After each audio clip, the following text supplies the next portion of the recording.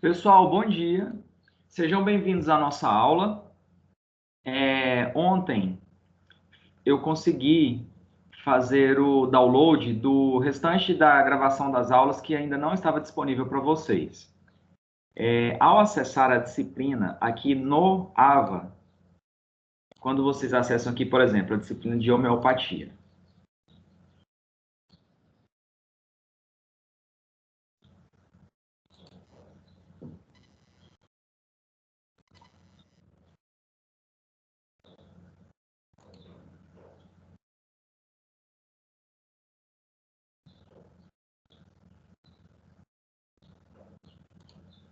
quando vocês acessam aqui a disciplina de homeopatia, esse link aqui, ó, minhas aulas gravadas, é para onde a gravação dessas aulas ministradas, né, pelo AVA Teams, por esse calendário de aulas ao vivo, deve subir.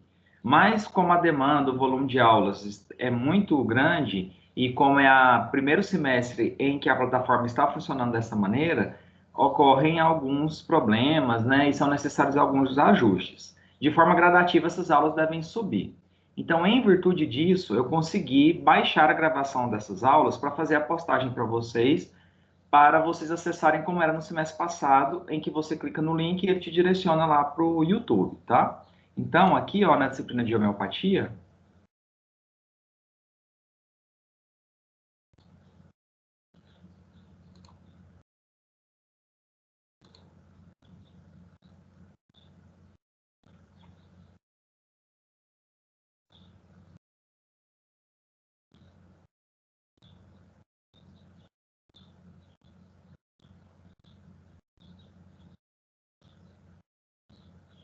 a internet fica muito lenta quando fica muito carregado quando tá compartilhando a tela e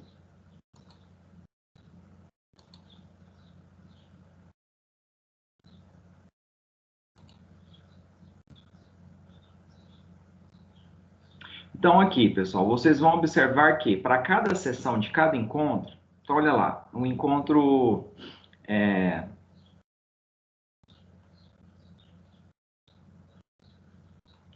não, esse aqui é o estágio.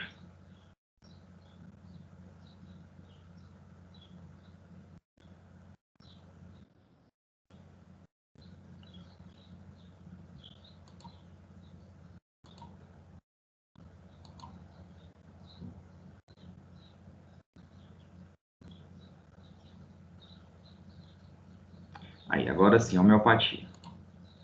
O que é que vocês vão observar aí no ambiente virtual de vocês em relação à postagem do material?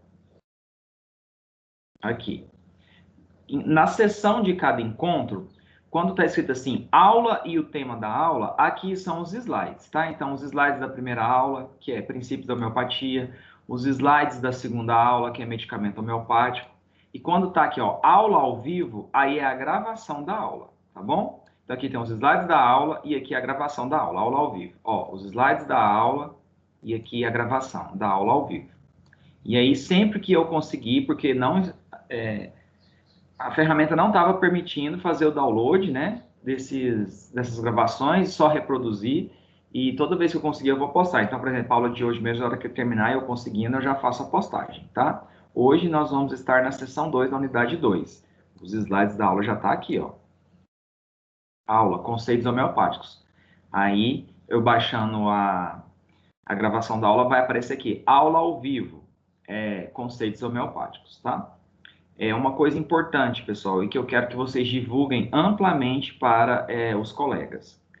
Na seção 3 da unidade 2, na hora que vocês acessarem na seção 3 da unidade 2, vocês vão encontrar isso aqui, ó. Link de acesso à atividade avaliativa.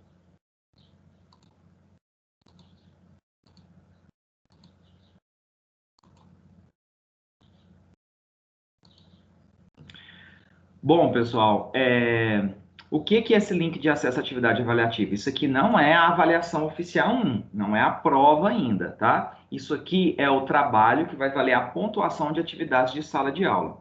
Então, na primeira VA, atividades de sala de aula valem 1.000 pontos, tá?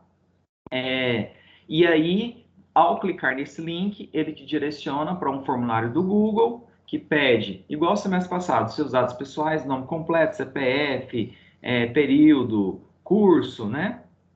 turno, e após responder isso, ele te direciona para as questões do trabalho. São 10 questões objetivas, ou seja, todas de marcar X, com uma alternativa correta, cada uma valendo 100 pontos. As 10 questões, então, equivalem ao total da pontuação da atividade avaliativa de sala de aula, né? Do primeiro bimestre, tá? Vocês têm até o dia 29 de setembro, esse link fica aberto para a realização dessa atividade de sala de aula, tá certo? Não deixem de divulgar para os colegas, tá ok? Maiara. Maiara entrou aqui na sala. Consegue me ouvir, Maiara? Consigo. Maiara, bom dia. Bom dia, Marcelo. Antes de você entrar na sala, eu havia mostrado que eu consegui fazer o download da gravação das aulas, porque elas não estão subindo diretamente pelo AVA como era para acontecer, porque a plataforma está um pouco instável, tá? Certo, aí tá pelo AVA mesmo. Então, aqui, ó, toda sessão de cada unidade em que tiver aqui aula ao vivo, foi o download da gravação da aula que eu baixei e fiz a postagem. Então, você disse que não estava conseguindo assistir, mas agora tem de todas as aulas que eu ministrei até então, tá certo? Certo, Marcelo. E aí, pessoal, não deixem de acessar esse link para a realização dessa atividade de sala de aula, que fica aberta até o dia 29 de setembro. Divulguem para os colegas, tá bom? Isso aí vale 1000 pontos. Isso aqui é atividade de sala de aula. A avaliação vai ser também assim, disponibilizar um link para vocês acessarem, mas isso é na semana do dia 5 de outubro, só que a avaliação ela não vai ficar aberta nem 24 horas, eu acredito. Nós vamos passar para vocês, mas eu acho que ele vai ficar aberto esse mês só 10 horas ou 12 horas, tá bom? Mas isso vai ser passado ainda, porque a coordenação vai alinhar isso com a gente para a gente avisar, tá ok? Pessoal, antes de começarmos a aula, tem alguma dúvida? Alguém gostaria de fazer algum questionamento? Marcelo, Oi. eu não sei para os demais alunos, mas para mim não aparece essa opção de aulas gravadas. Nem o link escrito Minhas Aulas Gravadas? Só onde você mostrou que quando vai direto. Aparece só assim, ó, minhas mensagens, meus pontos, avaliação da aula, contato do curso e prova digital. Tá, deixa eu colocar aqui.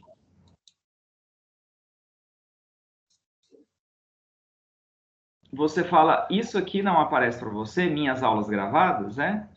Aparece, só não aparece aula do professor.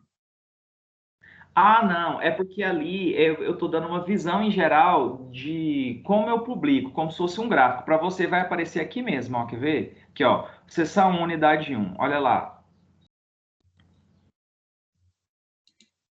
Aí quando você abre, para você vai aparecer assim, ó, aula, princípios da homeopatia, aula ao vivo, tá vendo?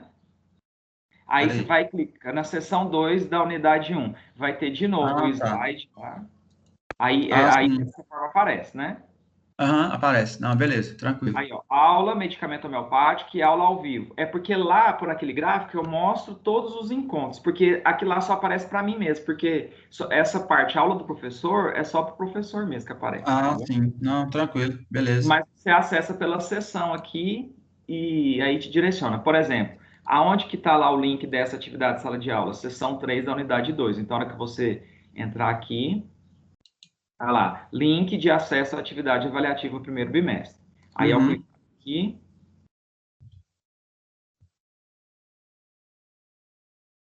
Ah lá, tá o link do formulário do Google, tá certo? Beleza, tranquilo. Então tá ok. Mais alguma dúvida, pessoal?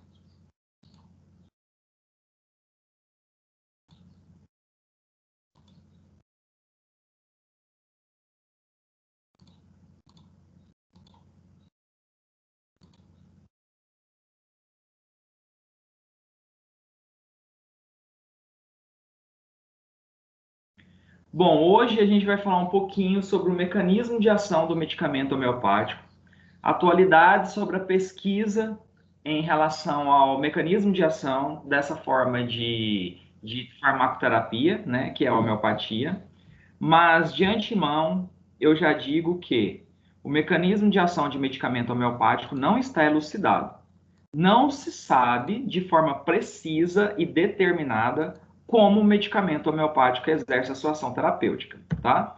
Então, ao contrário lá da alopatia, em que é, né, considerado o eixo integrador do curso de farmácia, a disciplina, com as várias classes farmacológicas, o mecanismo de ação de cada um dos medicamentos, os receptores em que cada um daqueles fármacos ou princípios ativos atuam, não se explica mecanismo de medicamento homeopático por ligação a receptor, tá?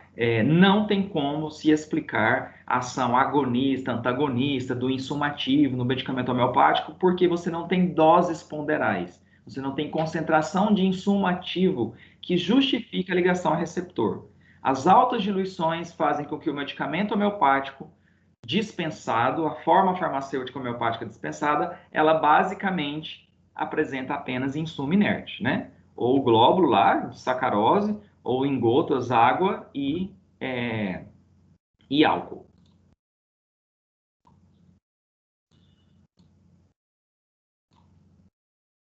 Então, pessoal, hoje se tem uma visão, né, um direcionamento desse mecanismo de ação, que é o que a gente vai discutir, porque as pesquisas ainda permanecem.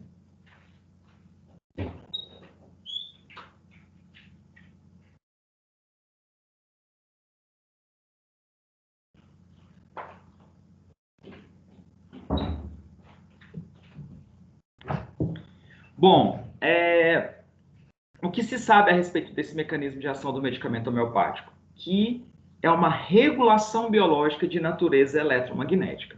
Então, quem tem contribuído muito com os farmacêuticos para se chegar à elucidação desse mecanismo de ação são físicos, tá? Então, físicos trabalhando juntamente com farmacêuticos. Hoje, o direcionamento que se tem é uma troca de energia, né? É a energia medicamentosa presente no medicamento que vai ser responsável por exercer essa ação terapêutica. Acreditava-se antes que isso era em virtude da memória da água, tá? O que seria a memória da água? Esses processos de diluição e a agitação ritmada do medicamento levaria a uma mudança no ângulo da molécula de água, né? Porque a molécula de água ali, os dois átomos de hidrogênio e de oxigênio, formam um ângulo de 109 graus. Acreditava-se que essa diluição e essa agitação ritmada faziam uma alteração na angulação da molécula de água, mas hoje essa hipótese ela não foi corroborada, não foi fundamentada pelas pesquisas, tá? Bom, pessoal, o modelo homeopático de terapia, a terapia homeopática, né, ela é considerada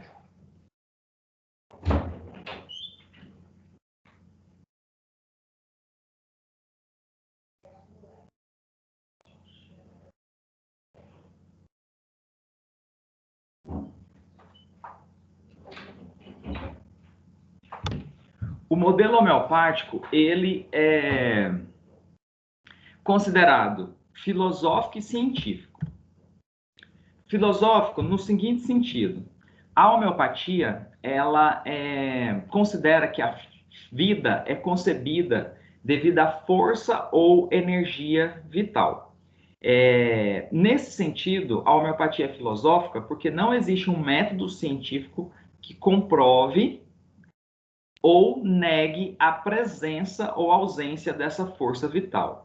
Quando não se tem um método científico que possa comprovar, corroborar ou refutar, negar uma determinada hipótese, aquilo fica no campo da filosofia, tá? Então, para a homeopatia, as doenças surgem devido a uma perturbação na força ou energia vital. É essa força ou energia vital a responsável por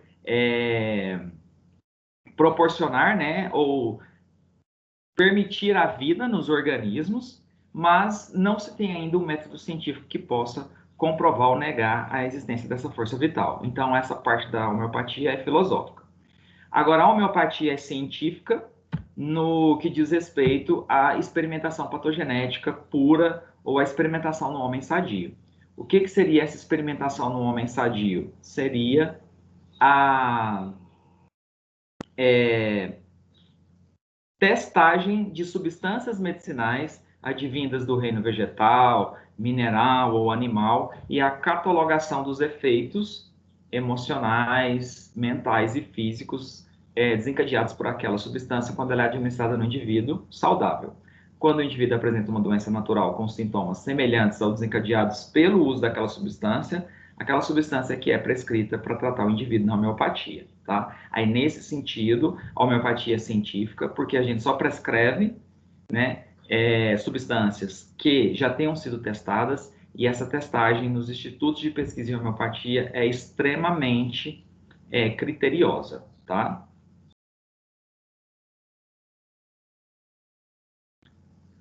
Hahnemann, desde o Organon da Arte de Curar, quando ele deixou todo o legado a respeito do embasamento da homeopatia, ele diz que qualquer substância medicinal capaz de modificar a função fisiológica, né, capaz de alterar mecanismos fisiológicos no organismo, ela é capaz de desencadear dois efeitos no organismo. Um, que é dependente da própria química da droga, que é o que ele chama de ação ou efeito primário, e outro efeito como uma resposta da modificação causada por aquela substância química no organismo, que é a chamada ação secundária do organismo ou efeito secundário, tá? Então, para Hahnemann, toda vez que ele administrava a indivíduos sadios uma determinada substância medicinal para verificar quais os sintomas desencadeados por ela, ele dizia que essa substância era capaz de causar duas fases distintas e sucessivas de sintomas, que ele denominou efeito primário e efeito secundário. O efeito primário, pessoal, ou ação primária, é a modificação de maior ou menor duração provocada por toda substância na saúde do indivíduo. É a consequência direta, a química da droga no organismo.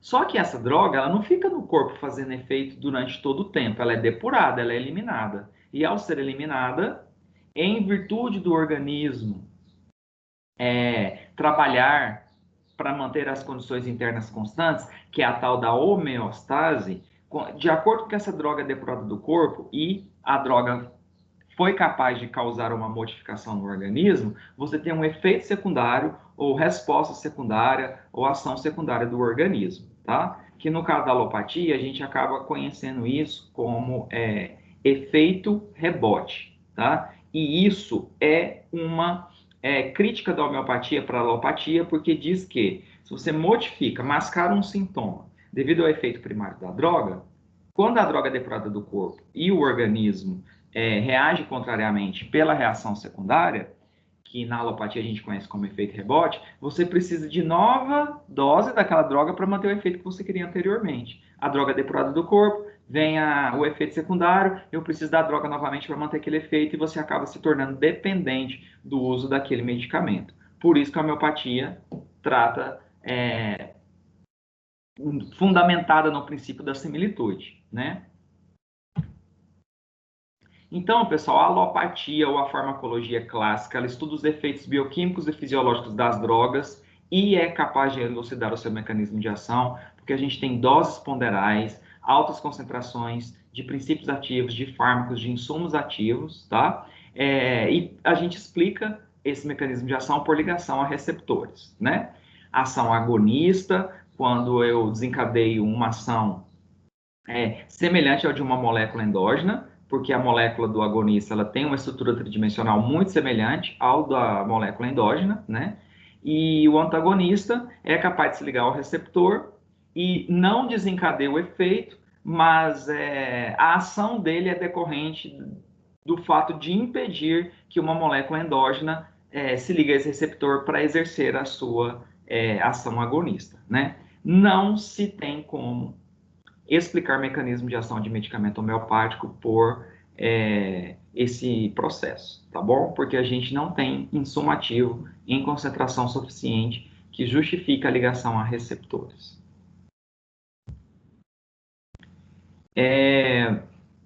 Essa questão, duas fases distintas, ocasionadas pelo uso de uma substância medicinal no organismo, uma dependente da própria química e ação da droga, com a modificação da função fisiológica, que a gente chama de efeito primário ou ação primária, e a outra como uma reação ou ação secundária do organismo em resposta a esse efeito primário, pode ser muito bem representado pelas ações antagônicas que a gente tem do sistema nervoso autônomo, simpático e parasimpático, em que a gente tem uma ação primária e uma reação secundária do organismo. Por isso que você tem ali os neurotransmissores atuando de forma contrária para manter as condições internas constantes, ou seja, para manter a homeostase. Pessoal, isso é tanto verdade que, por exemplo, geralmente os indivíduos hipertensos, eles começam com uma classe de medicamento e com o tempo são necessárias a inserção de outras classes para eu conseguir manter os níveis pressóricos, para conseguir manter a pressão. Porque é o seguinte, a gente tem umas 5 vias que controlam a pressão no organismo. Quando você diminui a pressão por uma via, utilizando uma determinada classe farmacológica, quando essa droga é eliminada do corpo, as outras 4 vias entendem que a pressão foi baixada por um agente externo e que eu preciso elevar essa pressão, porque houve uma alteração, uma modificação na função fisiológica daquele organismo. E aí, ao fazer isso, a pressão aumenta e você precisa de ingerir a droga novamente. Por isso que é uma substância de uso contínuo, né? E às vezes uma classe depois já não é mais suficiente. Você tem que entrar com uma segunda classe. E aí, essa é a principal crítica da homeopatia, a alopatia. Você se torna dependente do efeito primário daquela droga. Mas para você ter o efeito primário constante, a droga é depurada do corpo. Aí você tem que o quê? Ingerir novas doses, né?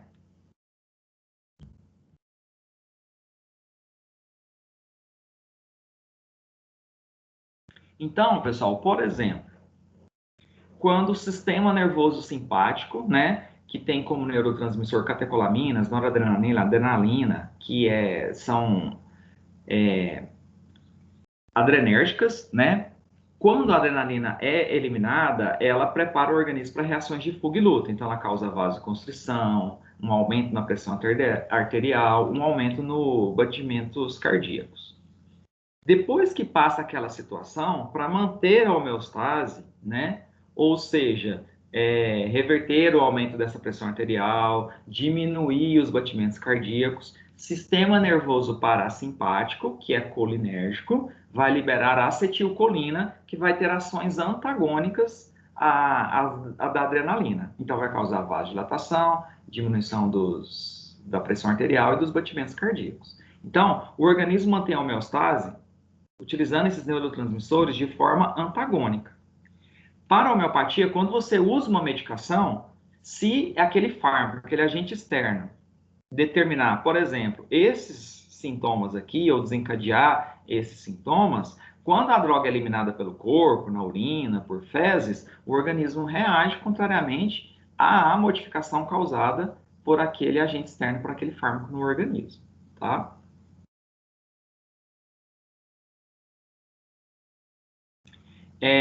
Por exemplo, a cafeína, ela tem uma ação estimulante, ela promove estado de vigília, né? Quando você quer ficar acordado por mais tempo, por exemplo, para estudar. Só que a hora que a cafeína é depurada do corpo, por você ter sido estimulado, né? Uma droga exasperante, digamos assim, por um agente externo, quando essa droga é depurada do corpo, o organismo libera neurotransmissores que vão causar uma ação antagônica, ou seja, vai te dar sonolência e desânimo. Aí, para você manter o efeito primário daquela droga, que é manter o estado de vigília e ter uma ação estimulante, você tem que ingerir uma maior quantidade ou a cafeína novamente. Aí, enquanto ela estiver exercendo ação no organismo, enquanto os receptores estiverem ocupados, você tem ação estimulante. Ela é depurada do corpo, o organismo reage contrariamente, produzindo sonolência e desânimo. E com isso, você tem que fazer o uso contínuo daquela substância se você quiser manter aquele efeito.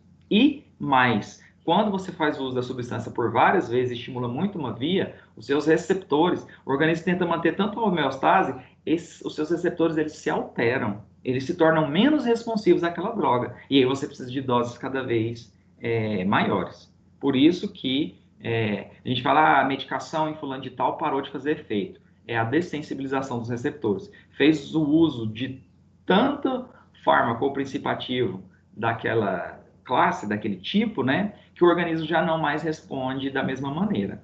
Isso é tanto verdade que os anfetamínicos, né, os arribites da vida, utilizados aí por caminhoneiros para manter o estado de vigília, né, estimulação, eles podem ficar aí 3, 4 dias virados. Mas na hora que essa droga é depurada do corpo, né, vem um estado de sonolência e de sono, né, que é capaz de causar acidentes porque dorme no volante sem ver o que é que está fazendo, né?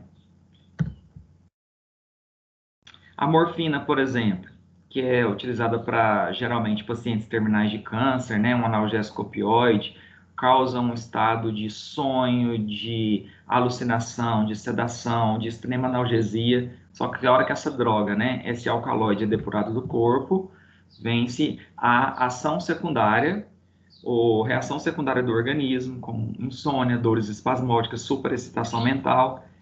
E aí, para manter aquela sedação, aquele estado de sonho, eu preciso de ingerir novamente a morfina. Tá?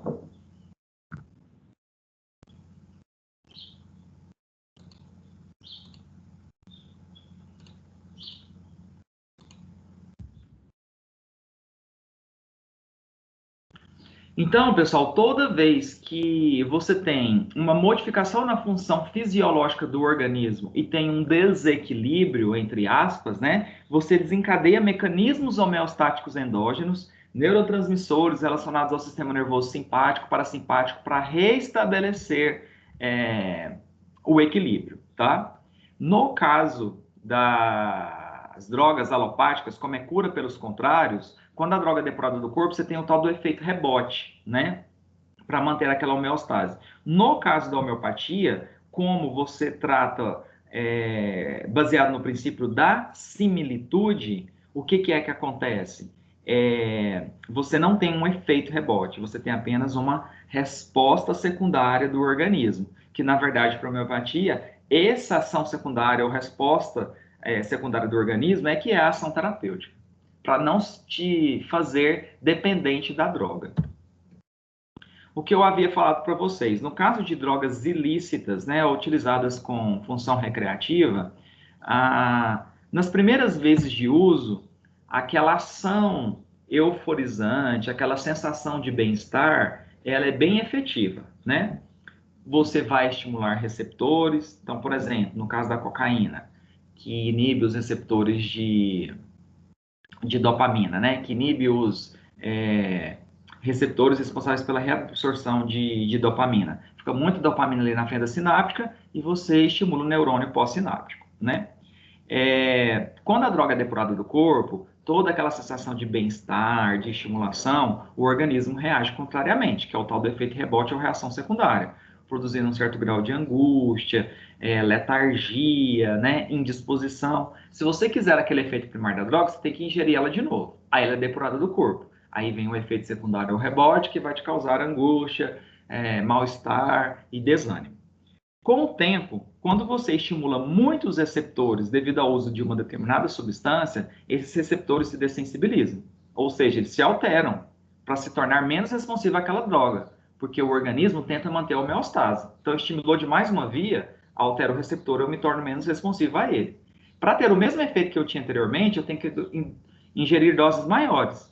E a hora que a droga é depurada do corpo, vem o efeito rebote, produzindo um efeito contrário do que eu quero. E com isso, eu me torno dependente da sensação primária daquela droga. Mas, para ter aquela sensação, eu tenho que estar constantemente ingerindo aquela substância. Porque, de acordo com que ela é eliminada do corpo, a reação secundária do organismo às drogas que viciam causa sintomas muito desagradáveis. Então, isso vai levar o indivíduo à ingestão de novas doses, de doses cada vez maiores, para manter os sintomas primários responsáveis pelo bem-estar passageiro.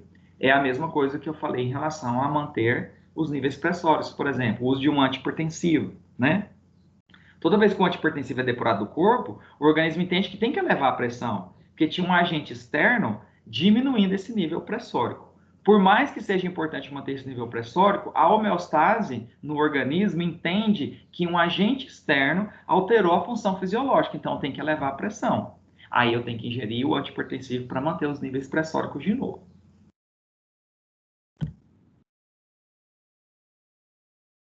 Então, Hahnemann afirmou que após uma pequena pausa promovida pelo medicamento homeopático, a doença piora. Por quê? O efeito primário da droga, promovido pela ação do medicamento enquanto os receptores estão ocupados exercendo a ação no organismo, pode, quando essa droga é eliminada e depurada do corpo, induzir a manifestação de um efeito secundário do organismo, e a manifestação desse efeito secundário, como é contrário ao sintoma que eu estou mascarando, esses efeitos são semelhantes à doença. Então, essa é a principal crítica que Hahnemann fez e que a homeopatia fez para a farmacologia clássica, para a medicina tradicional alopática, tá?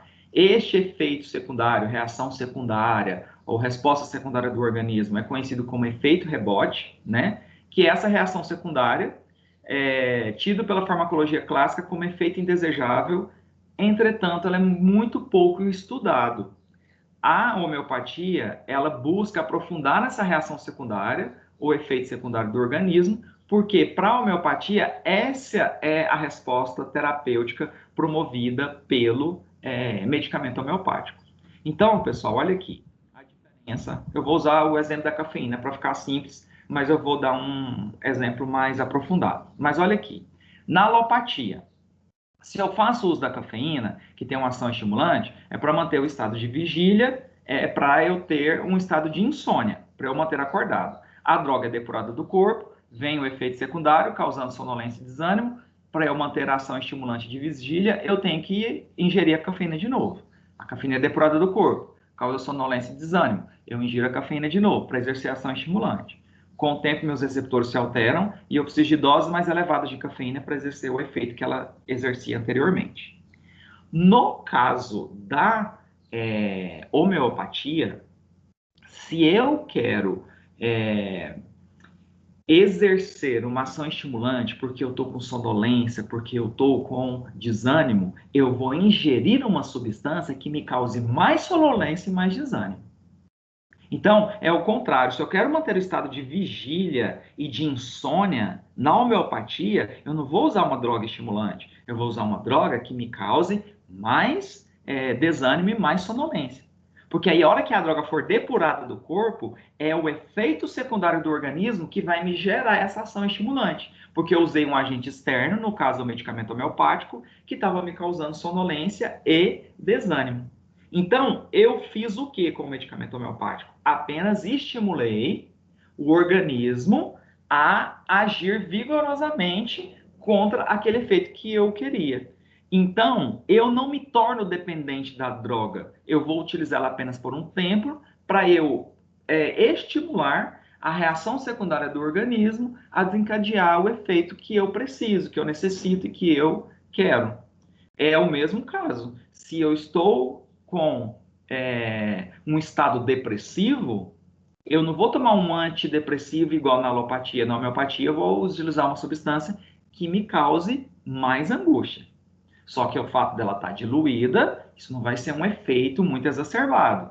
Você pode até sentir num primeiro momento. Porque a hora que a droga é depurada do corpo, ela estimula o próprio organismo a produzir moléculas endógenas que dão sensação de bem-estar.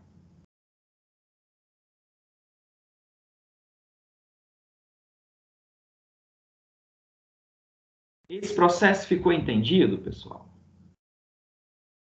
Antes de nós passarmos para outro exemplo, ou está um pouco complexo?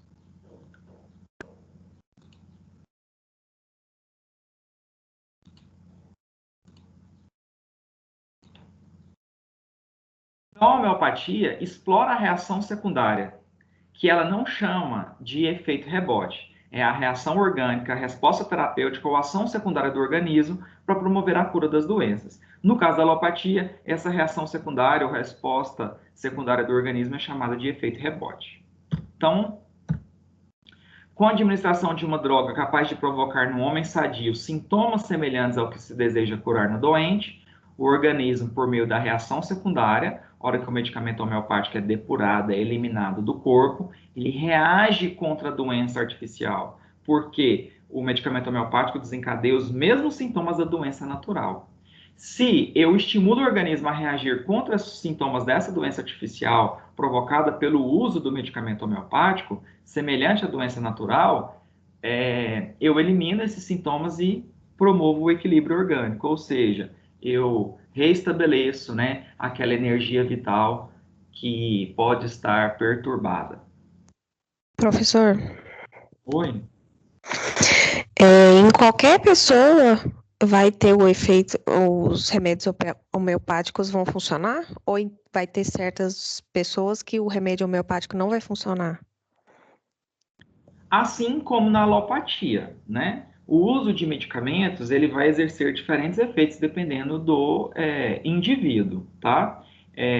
Porque a gente tem modificações genéticas em relação a receptores, né? E no caso do medicamento homeopático, existem casos em que ela não vai exercer uma ação efetiva porque ela tem as suas limitações. Então, como a gente disse, estados que requerem intervenção cirúrgica, né? E se a pessoa também fizer o uso do medicamento, acreditando que ele não vai fazer efeito, né? Então, vou fazer uso disso aqui, mas eu tenho certeza que isso aqui não vai fazer efeito. Até em relação ao medicamento alopático, a gente sabe que isso pode interferir na ação medicamentosa. Tanto é que tem alguns, por exemplo, pacientes idosos que fazem uso de um determinado princípio ativo, um antihipertensivo, se mudar o laboratório e mudar a cor do comprimido ou o formato dele, ele fala, mas esse comprimido aqui não era o que eu usava, esse aqui não vai baixar minha pressão, e, incrivelmente, quando se vai verificar, o medicamento não faz o mesmo efeito que ele tinha anteriormente, tá? Era mais nesse sentido que você queria saber ou não? É porque você já teve alguma experiência com medicamento homeopático? Não, nunca usei, não. Era só para saber mesmo. Só isso mesmo. E na alopatia ipsiliteris mesmo, de Hahnemann, ele busca aquele simílimo, um medicamento único, tá? E esse simílimo, ele demora um tempo, ele é o desafio maior do clínico homeopata e às vezes ocorrem muitas tentativas de erro até chegar no medicamento certo, tá? Então pode ser que no primeiro momento a resposta não seja tão efetiva porque não se encontrou o simílimo, aquele remédio único do indivíduo em questão, tá certo? Tá certo. Então, pessoal, olha Obrigada. aqui um paralelo entre o tratamento na alopatia e na homeopatia de um mesmo quadro doentio, de um mesmo quadro de enfermidade, tá? Então, suponhamos que eu tenho um paciente indisposto, sonolento e cansado. De que forma eu vou tratar esse paciente? Qual tipo de substância eu vou utilizar na alopatia e na homeopatia?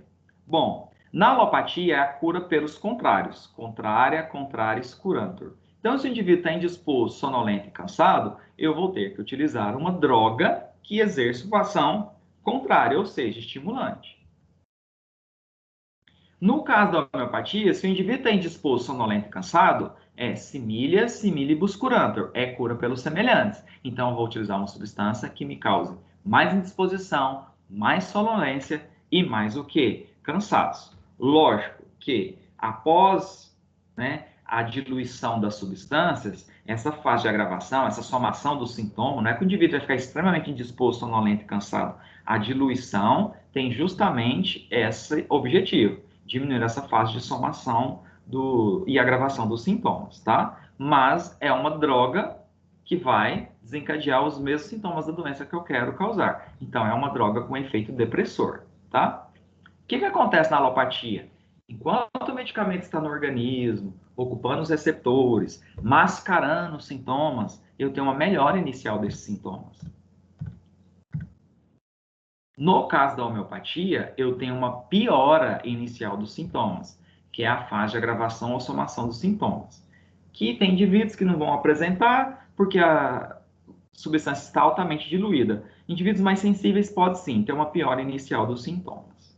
Bom, aí o que acontece? As drogas, tanto o medicamento alopático quanto o homeopático, ele não fica no organismo exercendo efeito durante todo o tempo. Eles vão ser eliminados, ela vai ser depurada pela urina, né? Tem todo lá aquele processo de, no caso da alopatia, conjugar pelas enzimas do citocromo P450 para a molécula se tornar mais polar, mais hidrossolúvel, né? No caso da homeopatia, não vai ter essa metabolização do fármaco porque a quantidade está altamente diluída. Mas, de toda forma, ele também vai ser eliminado do corpo, né? Quando você suspende a droga ou quando ela é eliminada do corpo, vem a reação secundária, a resposta secundária do organismo, que no caso da alopatia é o efeito rebote. Para quê? Para manter a homeostase. Então, se você ingerir uma substância que te causou um efeito estimulante, quando ela é depurada do corpo, você vai liberar neurotransmissores que causam um efeito depressor, que é o tal do efeito rebote. Na homeopatia, a gente não chama de efeito rebote, a gente chama de reação secundária ou resposta terapêutica. Por quê? Porque agora que eu vou no sentido contrário dos sintomas da doença. Então, se eu usei uma droga depressora, quando ela é eliminada do corpo, os mecanismos homeostáticos endógenos do organismo desencadearão a liberação de neurotransmissores que vão causar um efeito estimulante. O que eu tenho, então, na alopatia? Uma piora dos sintomas. E, para manter o efeito estimulante, o que eu tenho que fazer? Utilizar a substância, o fármaco, novamente. No caso da homeopatia, eu tenho uma melhora dos sintomas. Eu estimulei o próprio organismo a agir, contrariamente àqueles efeitos da doença que eu gostaria de tratar. Então, eu não preciso me tornar dependente da medicação. Foi só um estímulo adicional para o organismo reagir, contrariamente àqueles sintomas, ao contrário da alopatia. Essa é uma das críticas também da homeopatia para a alopatia, a indústria farmacêutica, que induz o organismo a se tornar dependente do uso contínuo daquela medicação, porque dessa forma eu vou gerar cada vez mais lucros devido à necessidade constante de compra daquele medicamento, o que não acontece na homeopatia. Eu só preciso dele por um tempo, como aquele estímulo adicional, enquanto a minha energia vital está perturbada.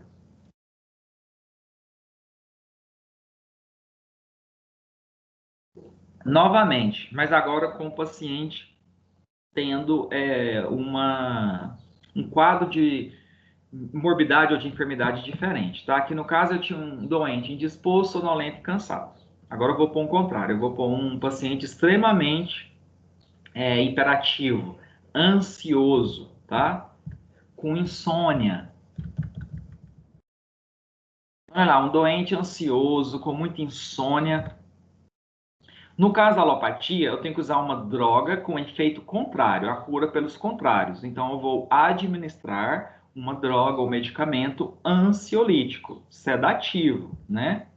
Os benzodiazepínicos da vida, por exemplo. No caso da homeopatia, será utilizada uma droga que desencadeie um estado de ansiedade, de insônia, uma droga estimulante. A gente fala exasperante, enervante. Em um primeiro momento, na alopatia, por ocupação aos receptores, né? Por mascarar os sintomas, eu tenho uma melhora dos sintomas. E no caso da homeopatia, uma piora inicial. Lembrando que a diluição diminui muito essa fase de somação ou piora e agravação dos sintomas na homeopatia, tá? Aí, depois que a droga foi utilizada, ela vai ser eliminada, ela vai ser depurada do organismo. No caso das substâncias utilizadas na alopatia, como foi uma droga ansiolítica e sedativa, o efeito rebote e a reação secundária do organismo será produzir um efeito estimulante, né? Um efeito exasperante, enervante. No caso da homeopatia, a droga depurada ou eliminada do corpo com efeito estimulante vai gerar uma reação secundária que a gente chama na homeopatia de resposta terapêutica, que ela vai contrariamente aos sintomas da doença. Então, o organismo vai liberar neurotransmissores que vão causar uma certa ação sedativa, ansiolítica. Desta forma, na alopatia, eu tive uma piora dos sintomas, e para manter o efeito ansiolítico e sedativo, eu vou ter que ingerir a droga novamente. No caso da homeopatia, eu tive uma melhora dos sintomas.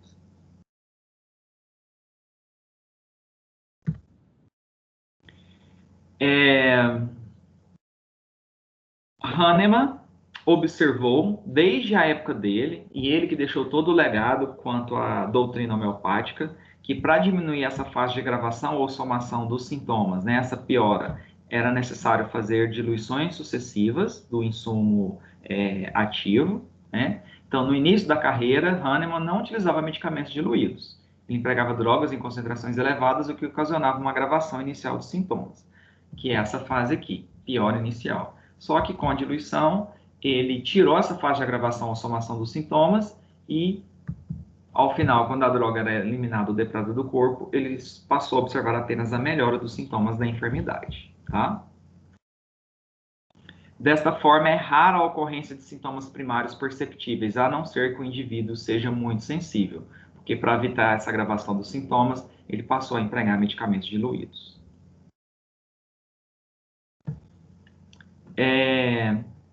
Para a homeopatia, não existe fundamento em você mascarar e impedir a ocorrência dos sintomas de uma determinada doença. No caso da alopatia, você mascara esses sintomas devido ao efeito primário da droga. E, por vezes, esses sintomas são mecanismos ou tentativas da energia vital de restabelecer o estado de equilíbrio, ou seja, restabelecer o estado de saúde, tá? E se você mascara esses sintomas, você está dificultando o organismo a restabelecer o estado de saúde. Por isso que a homeopatia vai no mesmo direcionamento dos sintomas. Então, se você está com diarreia, com vômito, com febre, na alopatia você vai tomar um antidiarreico, um antiemético e um antipirético, um antitérmico. No caso da homeopatia, você vai usar medicamentos que estimulem esses sintomas. Por quê? Para a homeopatia, uma diarreia ou um vômito é uma tentativa do organismo de eliminar toxinas. Tentativas salutares do organismo de eliminar toxinas. A febre é um mecanismo para fazer com que macrófagos, neutrófilos, exerçam a sua ação de fagocitose de micro-organismos patogênicos de forma mais efetiva. Vocês sabem, né, que na temperatura mais elevada, o sistema imune, a ação fagocitária de células do sistema imune, elas trabalham mais, de forma mais efetiva do que nessa temperatura basal, de 36 graus Celsius e meio, né? Então, na perspectiva homeopática, o clínico procura reforçar esses sintomas, porque isso vai ser um estímulo para reforçar os mecanismos homeostáticos endógenos de defesa na mesma direção da força vital. Ou seja, o homeopata procura não suprimir esses sintomas, não mascará-los, que é o que a alopatia faz. Tá com vômito, antiemético. Tá com diarreia, antidiarreico. Tá com febre, antitérmico. Ao administrar aquele remédio único, que é o simillimum, que é o maior desafio do clínico homeopata, que é aquele medicamento que abarca a totalidade da sintomatologia do paciente, o homeopata observa as tendências dominantes que expressam os processos de cura das doenças crônicas que foram sistematizados por Constantine Ehring, um discípulo de Hahnemann. Tá? Ehring é que postulou os processos de cura. E ele era um homeopata seguidor de Hahnemann, tá? O que é que Ehring colocou em relação ao processo de cura? No processo de cura, os sintomas desaparecem na ordem inversa do seu aparecimento. Todo sintoma que você tem fisicamente, para a homeopatia, ele teve uma causa mental, que passou para o nível emocional, e o organismo tenta exteriorizar esses sintomas, tirando de órgãos mais nobres, internos, para órgãos menos nobres, como caso de intestino, pele, por isso que tem muitas doenças que se manifestam na pele, tá?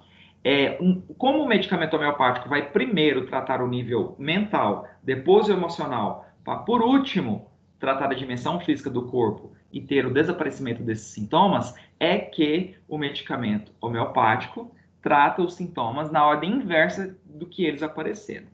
Por exemplo, o indivíduo pode ter uma enxaqueca crônica, mas essa enxaqueca pode ter sido originada a partir de uma tontura a nível emocional e a nível mental ela pode ser proveniente de uma depressão. Então, às vezes, o indivíduo tem uma enxaqueca crônica porque foi uma exteriorização dos sintomas para preservar órgãos mais nobres. Então, o indivíduo pode estar com um estado depressivo desencadeado por uma série de fatores. Pode ser a perda de um ente querido, o término de um relacionamento, a falta de realização no trabalho, tá? Aí essa depressão passa para um nível emocional, por exemplo, um estado de tontura, e depois isso pode se manifestar na dimensão física do corpo, como uma enxaqueca. O uso do medicamento homeopático, do simillimum, primeiro vai ter um estado depressivo, depois a tontura, para, por último, se você continuar o tratamento, desaparecer a enxaqueca. Por isso que a doença está evoluindo para a cura quando o desaparecimento dos sintomas ocorre na ordem inversa do seu aparecimento. Porque a pessoa vai ver que algo não está certo com ela quando ela manifestar enxaqueca. A nível de depressão, pode ser que ela não perceba que o seu organismo está desencadeando um processo doentio, tá? Então, a cura das doenças ocorre quando o desaparecimento dos sintomas ocorre na ordem inversa do seu aparecimento. Então, no processo de cura na homeopatia, de acordo com Constantine Ehring, são as leis de cura de Constantine Ehring, a cura ocorre de cima para baixo do corpo, de dentro para fora. Os sintomas devem desaparecer na ordem inversa do seu aparecimento, né? A cura ocorre de dentro para fora, porque a manifestação dos sintomas das doenças é o organismo tendendo a exteriorizar esses sintomas, mantendo as suas partes internas, né? Ou órgãos mais nobres mantidos, né? A cura progride dos órgãos mais nobres para os menos nobres e antigos sintomas podem reaparecer. Aí tem que voltar a fazer o uso do medicamento homeopático, mas a tendência é que não haja essa necessidade.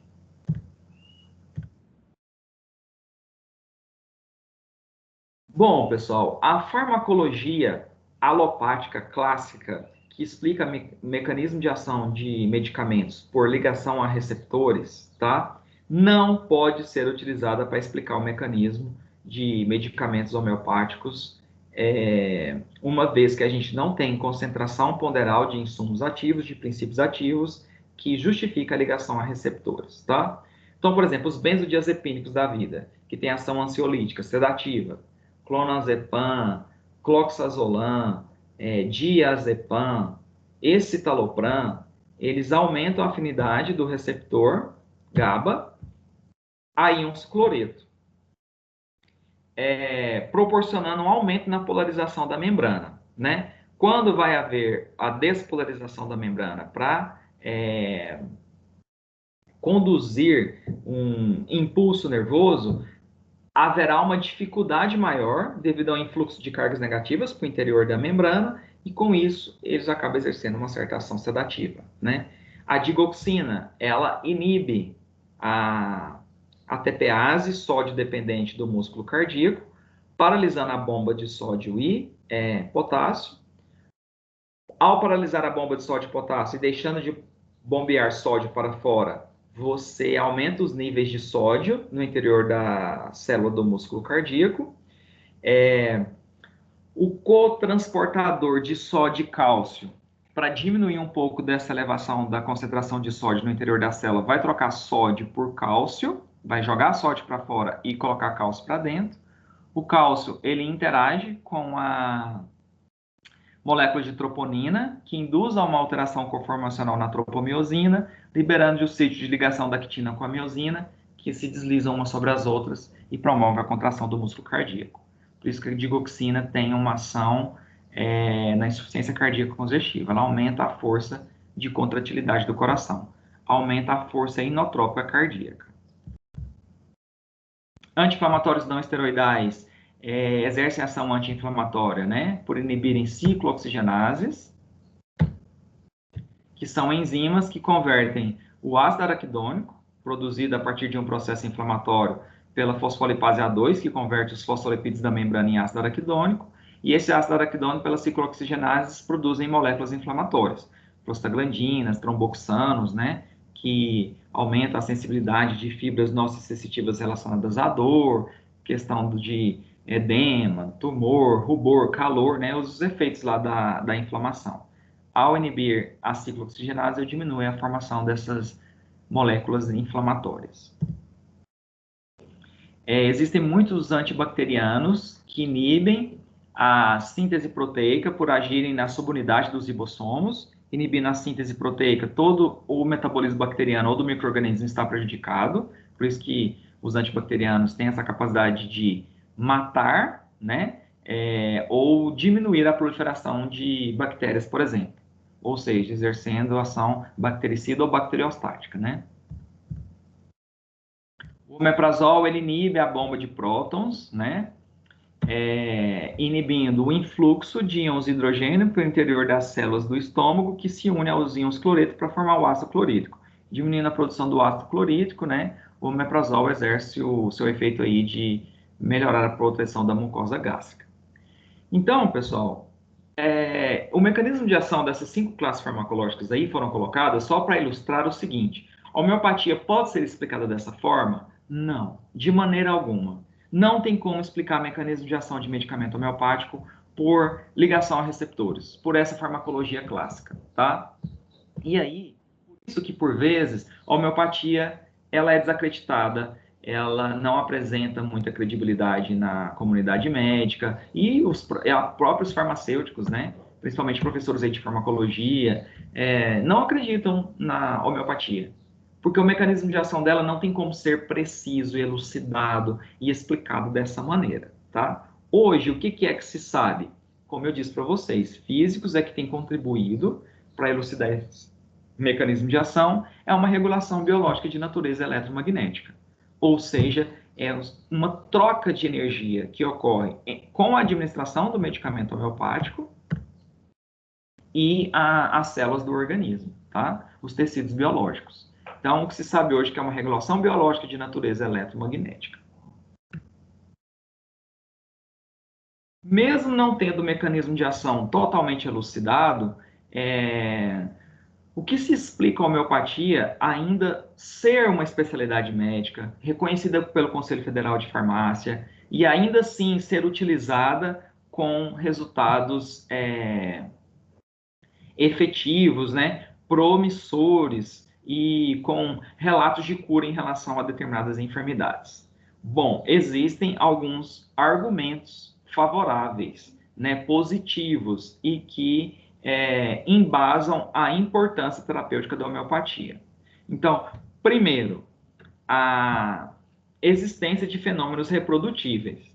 Então, o que acontece? Existem inúmeros casos clínicos, estudos de caso, em que eu faço uso do medicamento homeopático para tratar determinada enfermidade, e quando eu vou reproduzir aquele experimento e readministrar aquele mesmo medicamento em um quadro de doença ou enfermidade semelhante, eu obtenho o mesmo resultado. Então, não significa que aquilo foi observado uma única vez. São experimentos biológicos reprodutíveis, publicados em revistas indexadas que passaram por pareceristas, tá? Ensaios clínicos duplo cego. Então, tem pacientes que recebem placebo e outros medicamentos homeopáticos. Quem recebeu o medicamento homeopático relata uma cura estatisticamente significativa e superior a quem recebeu placebo. Porque quem recebeu placebo, se relatar uma cura, a cura não foi promovida pelo uso do medicamento homeopático, foi apenas pelo efeito psicológico, pelo efeito placebo, tá? E, por último, o padrão de ressonância nuclear magnética do medicamento homeopático é diferente do placebo.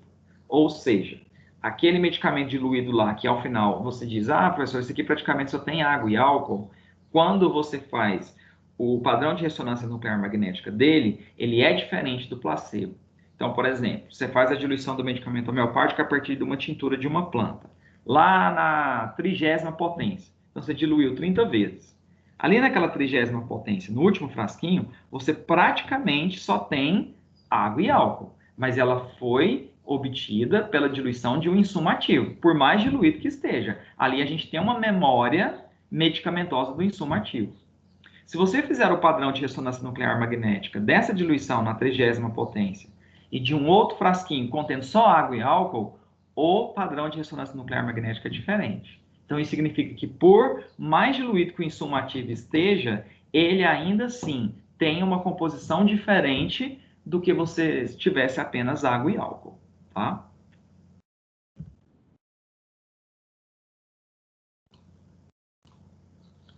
Alguma dúvida até agora, pessoal?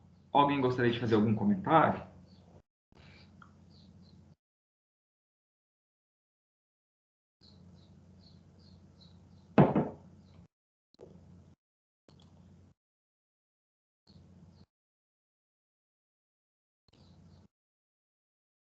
Então, agora a gente vai para a segunda parte da aula.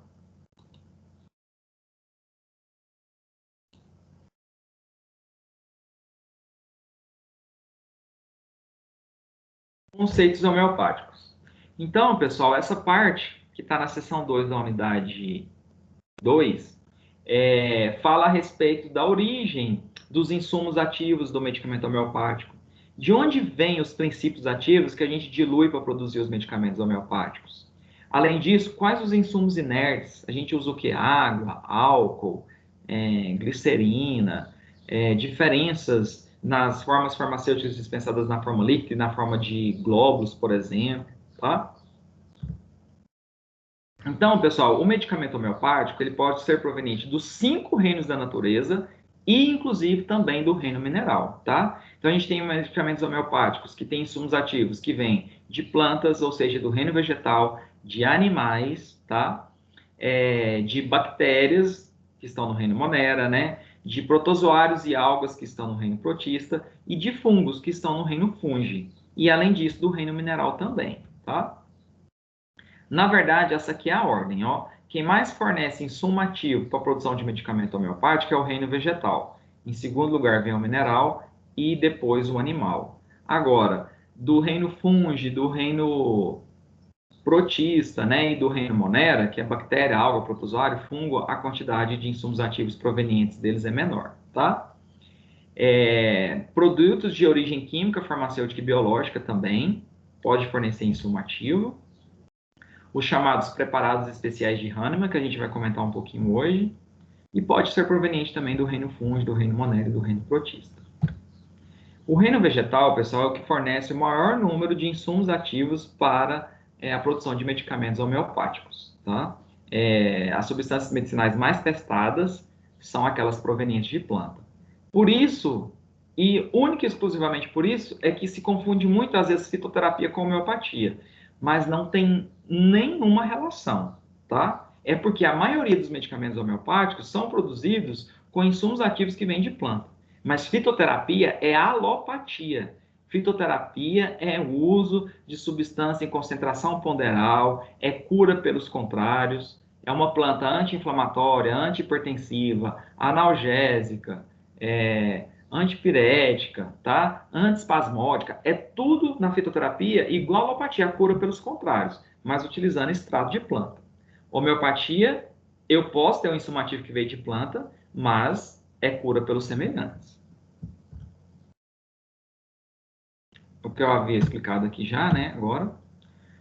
Os vegetais devem ser colhidos de preferência na parte da manhã, em dias ensolarados, livres de orvalho em seu hábitat natural. Então, ao contrário da fitoterapia, os vegetais silvestres são preferíveis aos cultivados na homeopatia, tá? Lá na fitoterapia, os vegetais cultivados, eles tinham uma padronização devido ao ambiente, né, de cultivo ser o mesmo quanto à concentração dos princípios ativos, eu tinha um controle de todas as etapas do processo com menor risco de falsificação ou adulteração. Agora que na homeopatia, não. São preferíveis os silvestres e não os cultivados, tá? São matérias-primas para a obtenção e preparação da tintura-mãe. A tintura-mãe é considerada um ponto de partida, uma forma farmacêutica básica. A gente não tem lá fragmentos do caule, da raiz, da folha, da planta para fazer a diluição. A gente tem a tintura-mãe daquela planta. Aquela planta esteve em contato nítido e prolongado com água e álcool. A gente deixa ali por uns 20 dias em maceração, em um recipiente de vidro, inox ou PVC. Depois a gente filtra. Esse filtrado é a tintura-mãe. A água e o álcool penetrou no interior das células do tecido vegetal e arrastou substâncias medicinais, tá? A seção 1 da unidade 3, o capítulo é só sobre preparo de tintura-mãe. E animal também é assim, tá? O animal inteiro ou um órgão, a gente deixa em contato íntimo e prolongado por 20 dias com solvente extrator, depois filtra. Não é que a gente tem fragmentos do animal no medicamento homeopático, a gente dilui a partir da tintura-mãe. Só que na tintura-mãe de animal, a gente não usa água e álcool, uma mistura hidroalcoólica, a gente usa glicerina. O vegetal deve ser perfeitamente identificado, né, para eu ter a certeza botânica da espécie com a qual eu estou lidando. E como eu disse, os vegetais silvestres são preferíveis aos cultivados. Então, pessoal, às vezes eu uso a planta inteira, às vezes eu uso apenas um órgão, uma parte da planta, Às vezes eu uso um produto extrativo, né, obtido a partir daquela planta e não um órgão ou uma parte da planta propriamente dita, tá? Então, exemplos de medicamentos homeopáticos em que a tintura mãe foi produzida utilizando a planta inteira. Então, a gente tem um Acônito napellus, não são muito conhecidas, né? Lobelia inflata, Drosera ratundifolia. A Drosera ratundifolia é uma planta insetívora, né? Também informalmente conhecida como planta carnívora. Ela tem esses tricomas glandulares que são capazes de aprisionar a presa e produzir enzimas, tá? Para a digestão desse animal. São plantas que exercem a ação fotossintética, produzem o seu próprio alimento, mas elas têm um mecanismo de alimentação alternativa, tá? Elas se desenvolvem bem em solos pobres em nutrientes por causa disso. Pulsatilla nigricans é outra planta que é utilizada inteira. A tropa belladonna se utiliza ela inteira. Tem esses frutinhos pretos, doces, de aspecto atraente, né? Lembrando a jabuticaba. A tropa belladonna tem muitos alcaloides, né? Atropina, iociamina, tá? O Hipericum perforatum, que é a erva de São João, que na alopatia é utilizada para o tratamento da depressão leve a moderada, tá? A tropomeladona, a atropina tem ação anticolinérgica, antiespasmódica, mas isso é na alopatia. Antidepressivo, anticolinérgica, antiespasmódica, tá? Porque na homeopatia você não tem uma classe farmacológica, não é uma dimensão física, é tratar sintomas físicos, mentais e emocionais. Aí tem que ir na matéria médica da droga. E farmacêutico, como não prescreve medicamento homeopático, ele não lida com a indicação, ele só tem que saber manipular o medicamento, farmacotécnico, né? Agora, já são casos em que o insumo ativo, a tintura mãe, não foi produzido usando a planta inteira. Pegou uma parte dela para produzir a tintura mãe, coletou a planta, retira aquela parte, tá? Então, por exemplo, a alfavaca, Ocimum canum, eu uso só as flores. A Allium cepa, né? A cebola, eu uso apenas o bulbo. Cinchona officinalis, conhecida como quina, né? Eu uso apenas a casca, tá? Para produzir a tintura mãe. Então, coleta a planta, retira a casca é mergulhada em água e álcool, fica por 20 dias, filtra. Esse filtrado é a tintura mãe da cinchona, mas só a partir da casca. Peonia officinalis, em que se utiliza a raiz. Coffea gruda, né? O café, que se utiliza a semente. Calêndula, usam-se apenas as flores.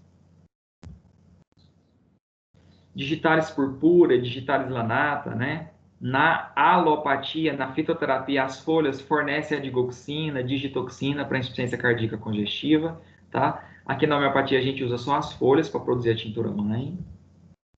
A Mamelis virginiana a gente usa caule e folhas. Da nicotiana tabacum, né? Uma planta muito rica em alcaloides, igual a nicotina. Na homeopatia a gente usa as folhas. O carbo vegetalis é que fornece o carvão vegetal. O lenho, a periderme, a casca dela tem essa coloração enegrecida, tá? Por isso que é chamado de carvão vegetal ou carbo vegetalis. Tem o carbo animalis, que é o couro de boi carbonizado, tá? Agora o carbo vegetalis é dessa espécie aí.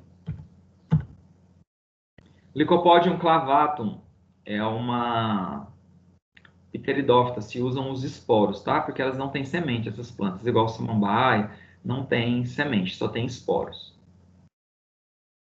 Berberis vulgaris, usa a casca da raiz. Do Sambucus nigra, o sabugueiro, se utiliza as flores.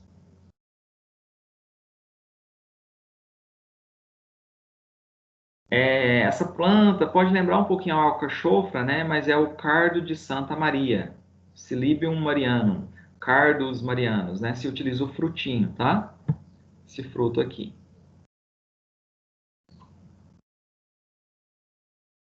Ruta graviolens, arruda, usam-se as partes aéreas. Bom, agora não é a planta inteira e nem é um órgão, né, da planta. são produtos de extração da planta, produtos naturais, fisiológicos, que a gente chama de sarcódios. Porque nós vamos ver que às vezes a gente pode usar um produto patológico da planta, aí é nosódio. Produtos fisiológicos naturais são os sarcódios. Então, por exemplo, um látex, uma óleo-resina, uma gomo-resina, um suco espesso, né, obtido a partir do fruto da planta. Então, isso aqui é produto extrativo, tá? Então, por exemplo, a papaver sonífera, a papoula, tem um fruto do tipo cápsula. Injúrias ou compressão nesse fruto liberam um suco espesso, que é o ópio. E esse ópio é repleto de alcaloides. E ele aqui é utilizado como insumo ativo, quando se prescreve, né, para diluição no medicamento homeopático. Então, vejam vocês, não é a planta inteira e nenhuma parte da planta, é um produto de extração dela.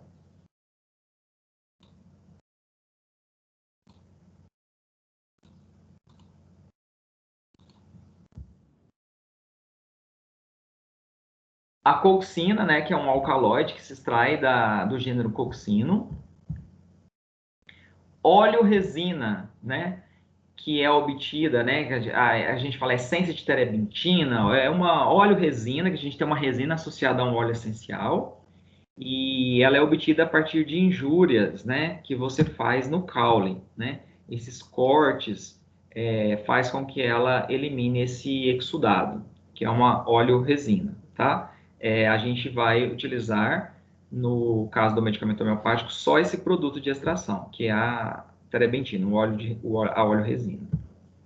A ferula asafoétida, em que você obtém uma gomo-resina, que é um raspado da raiz que fornece essa gomo-resina. Então, aqui, no caso da óleo-resina, você tem uma resina associada a um óleo essencial, uma essência. Aqui você tem a resina obtida do raspado da raiz da ferula asafoétida associada a uma goma. Agora, como eu disse, podem ser também produtos de extração não naturais, fisiológicos, que é o que a gente chama de sarcódios. Mas sim produtos extrativos patológicos, que são os nosódios. Isso aqui é o Ustilago maides. É uma doença do milho causada por um fungo. Então, o milho é acometido por esse fungo, ele está parasitado, tá? E é esse fungo que é utilizado na produção do medicamento homeopático. Então, é um produto patológico da planta. Não tem nada a ver com parte em específico do milho.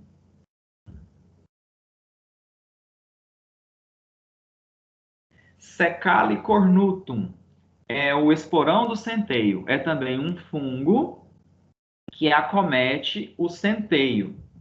Então, quando o centeio está parasitado por esse fungo, que chama esporão do centeio, né? Ele fica com essa plúmula aqui, né? Enegrecida, tá?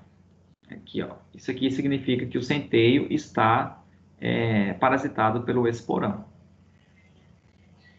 O nome científico do centeio é Secale cereatum e o nome científico do fungo é o Claviceps purpurea, que é prescrito na homeopatia como Secale cornutum. É o fungo que é utilizado para produzir o medicamento homeopático.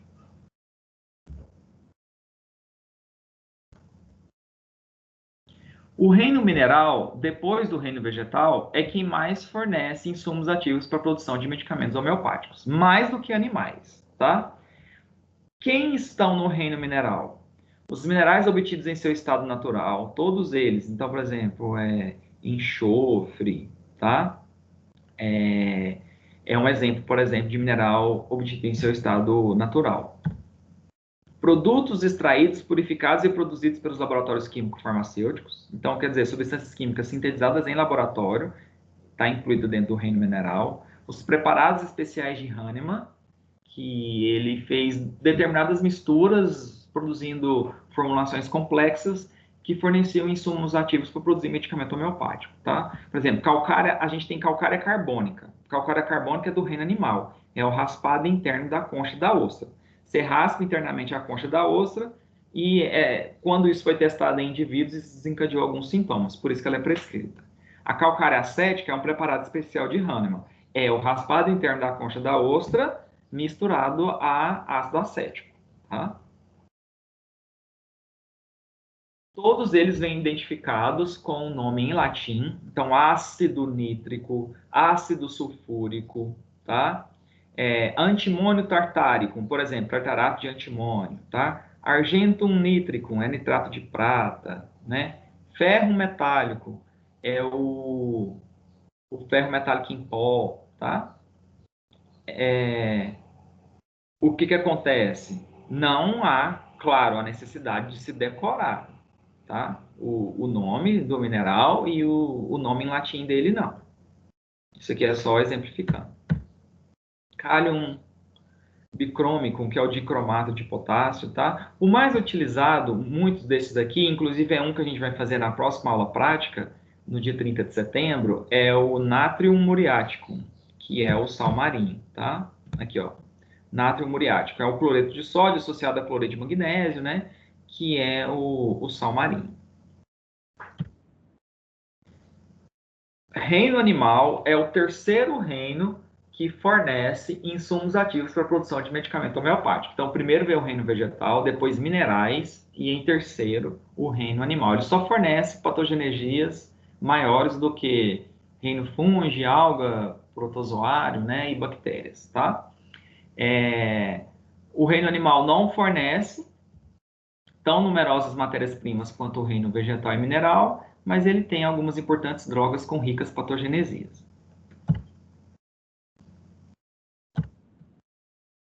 E aqui, igual planta, eu posso usar o animal inteiro, partes, órgãos do animal ou seus produtos de extração.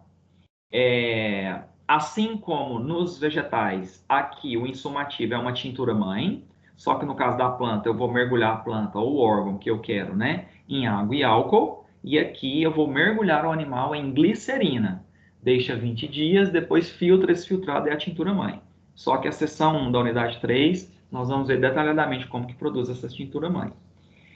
Animais que são utilizados inteiros, mergulha eles inteiros lá na glicerina. Apis mellifera, é uma abelha, né?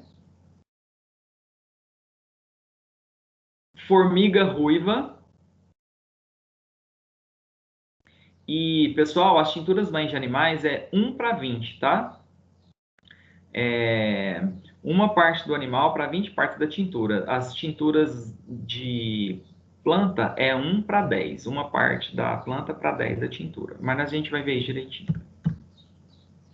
A aranha porta-cruz, usa ela inteira também.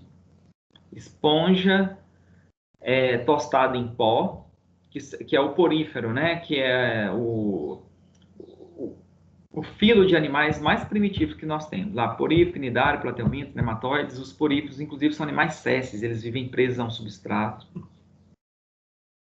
A Cantaris vesicatória, a tintura de cantáridas, né? Ela é produzida a partir de um besouro.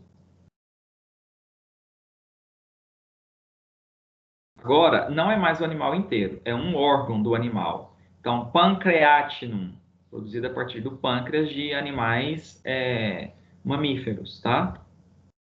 Tiroidinum é a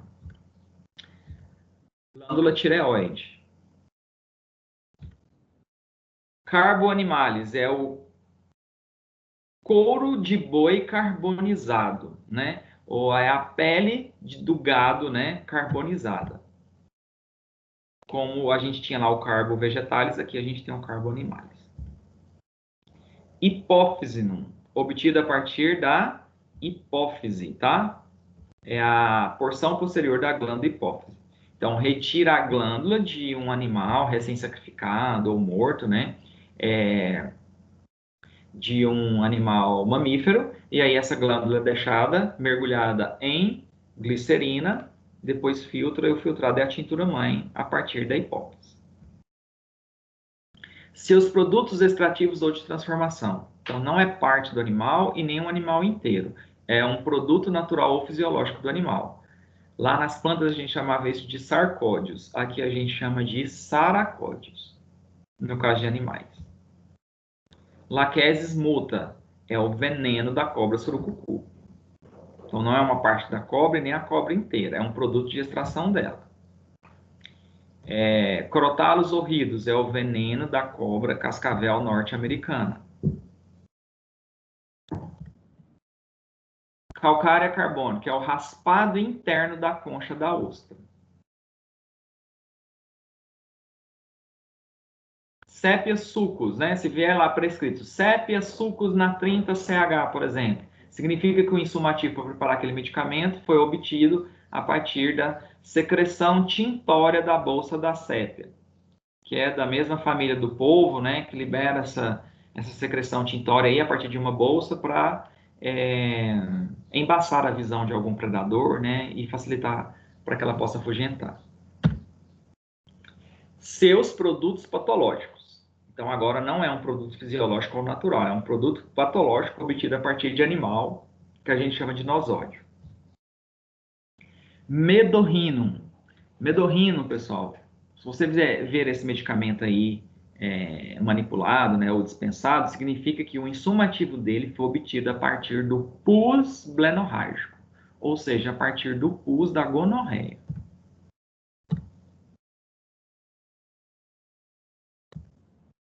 Fluesinum, o medicamento é produzido a partir do raspado do cancro sifilítico, daquela verruga originada a partir da manifestação da sífilis, tá? Psorinum. Psorinum é o conteúdo seroso da vesícula escabiótica, ou seja, aquele líquido no interior da vesícula escabiótica causada pela sarna.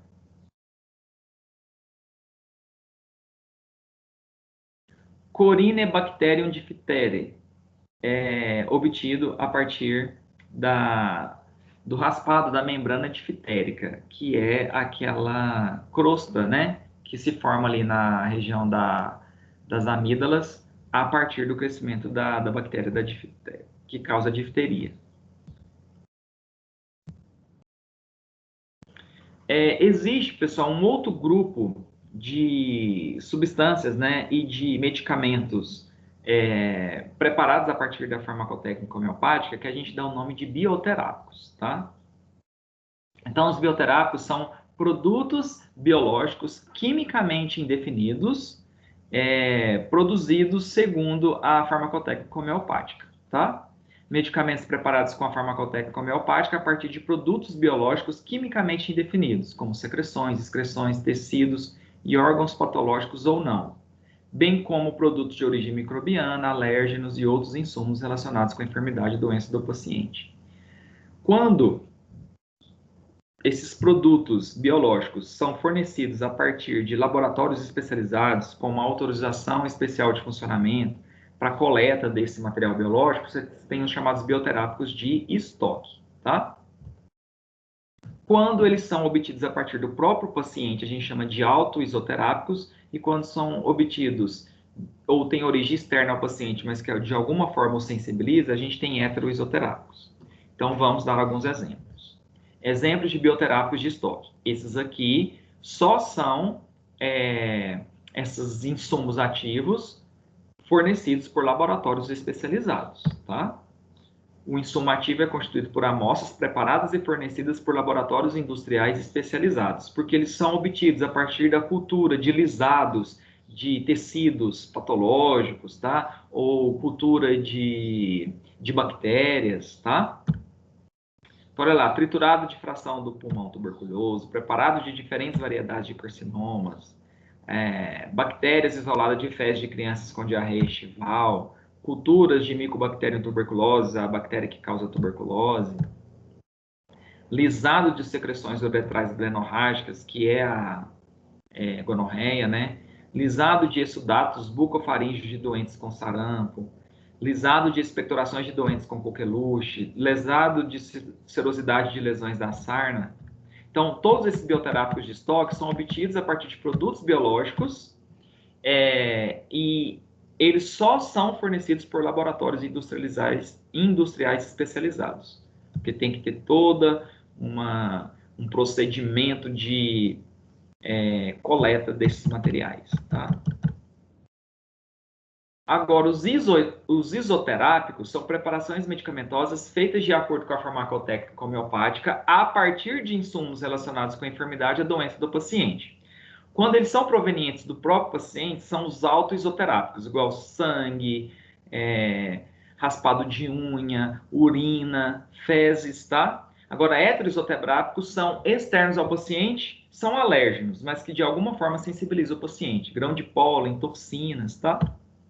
Então, olha lá, autoisoterápicos, insumos ativos de origem endógena, obtidos do próprio paciente. Eu falei para vocês, cálculos, fezes, sangue, secreções, urina.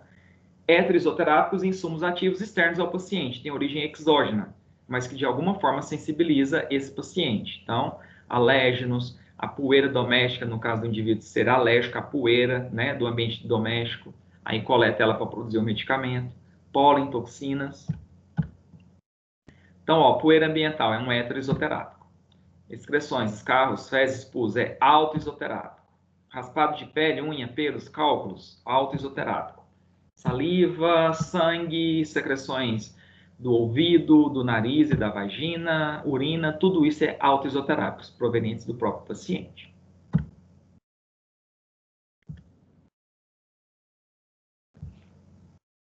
Bom, pessoal, os veículos e recipientes usados na produção do medicamento homeopático são tão importantes quanto os insumos ativos, uma vez que, por esses medicamentos serem altamente diluídos, basicamente, ao final da formulação a ser dispensada, eu tenho muito mais veículo, no caso de formulações líquidas, e recipiente, no caso das formulações semissólidas e sólidas, do que o próprio insumo ativo, que vai estar em concentrações, assim, mínimas, né? Então, esses veículos e recipientes incorporam as dinamizações, que é o medicamento diluído, né, e que passou pela agitação ritmada. Além de incorporar as dinamizações, eles são utilizados para realizar as diluições, extrair os princípios ativos das drogas na elaboração das tinturas homeopáticas. Então, por exemplo, no preparo de uma tintura mãe vegetal, eu uso água e álcool. Na tintura mãe de uma animal, eu uso glicerina. E a glicerina, a mistura hidroalcoólica, é tudo veículo, né? Não tem atividade farmacológica, terapêutica, são insumos inertes. Devem atender às condições de pureza preconizadas na farmacopeia homeopática brasileira, tá?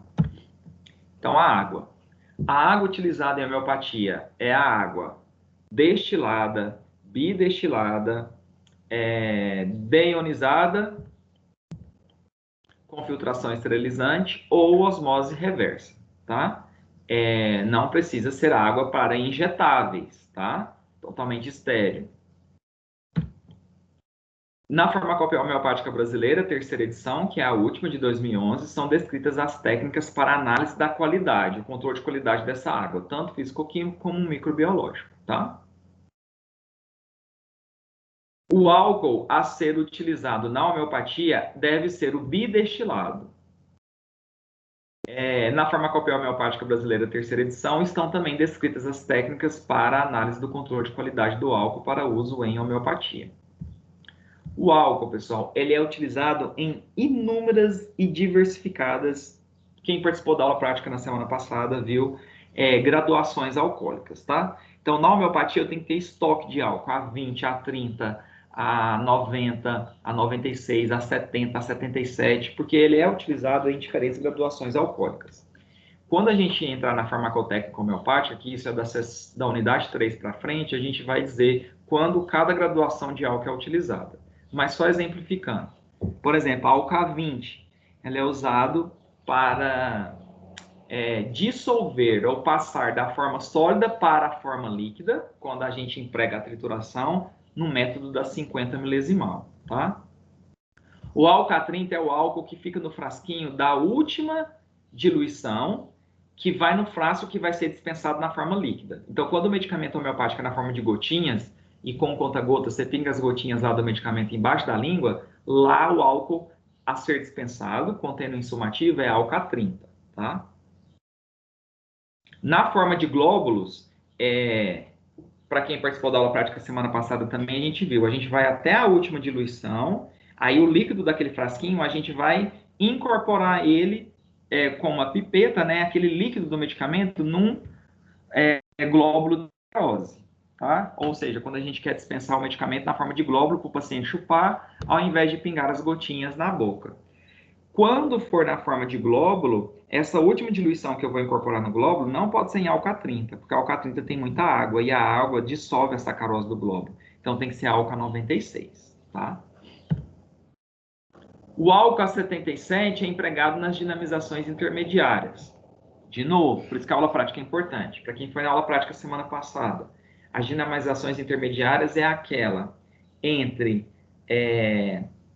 a sétima dinamização na escala decimal e a da dispensação, ou aquela entre a quarta dinamização na escala centesimal e a última da dispensação. Então, por exemplo, num medicamento calcária carbônica na 7DH, calcária carbônica na 9DH, por exemplo.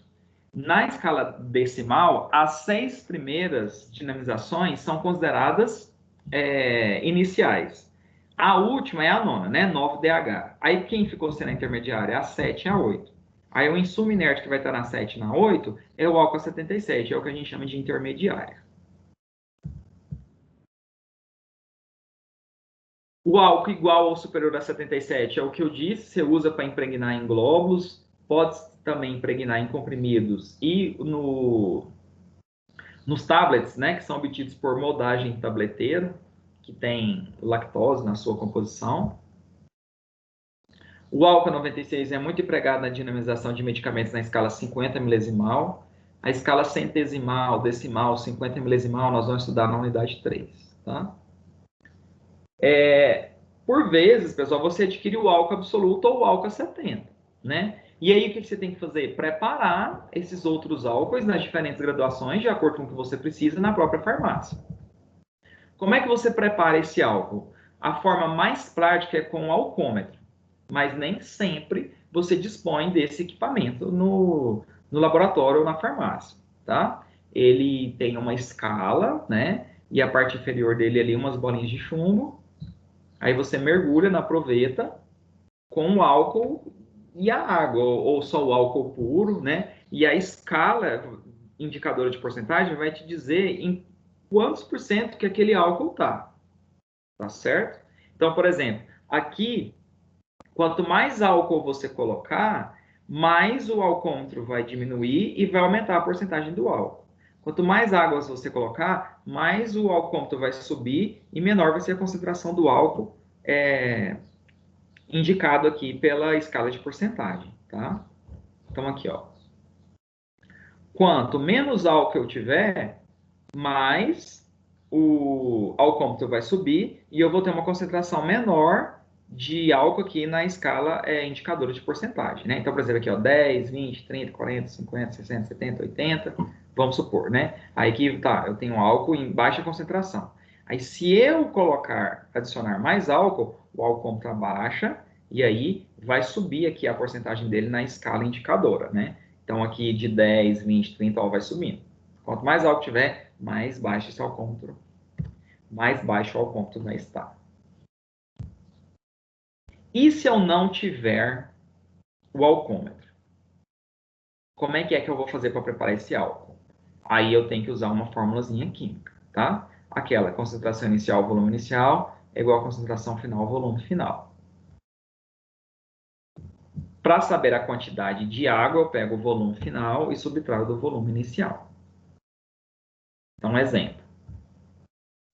Quantos ml do álcool etílico do estoque e quantos ml de água são necessários para obter 1.000 ml de etanol a 77 a partir do álcool a 96?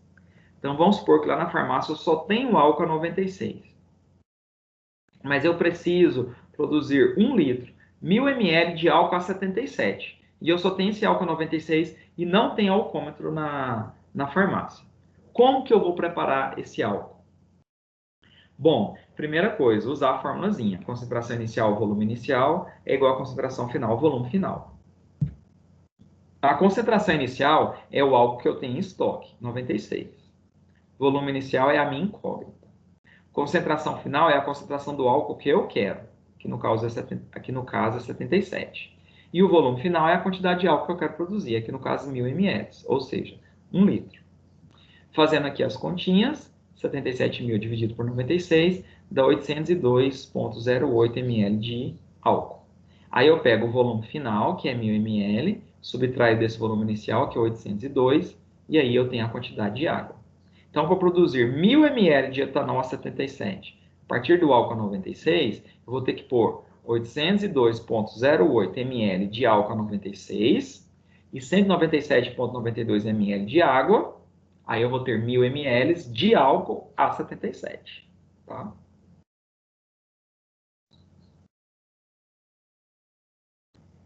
A glicerina, por vezes obtida a partir do resíduo, né, de sabão produzido a partir de gordura, ou então até mesmo obtido como uma fração do petróleo, tá?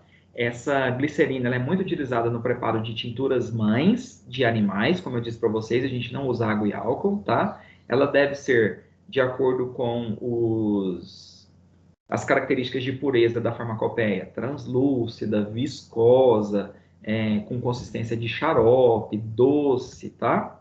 Olha lá, clara, incolor, consistência de xarope. E ela é usada na preparo de tinturas homeopáticas a partir de animais.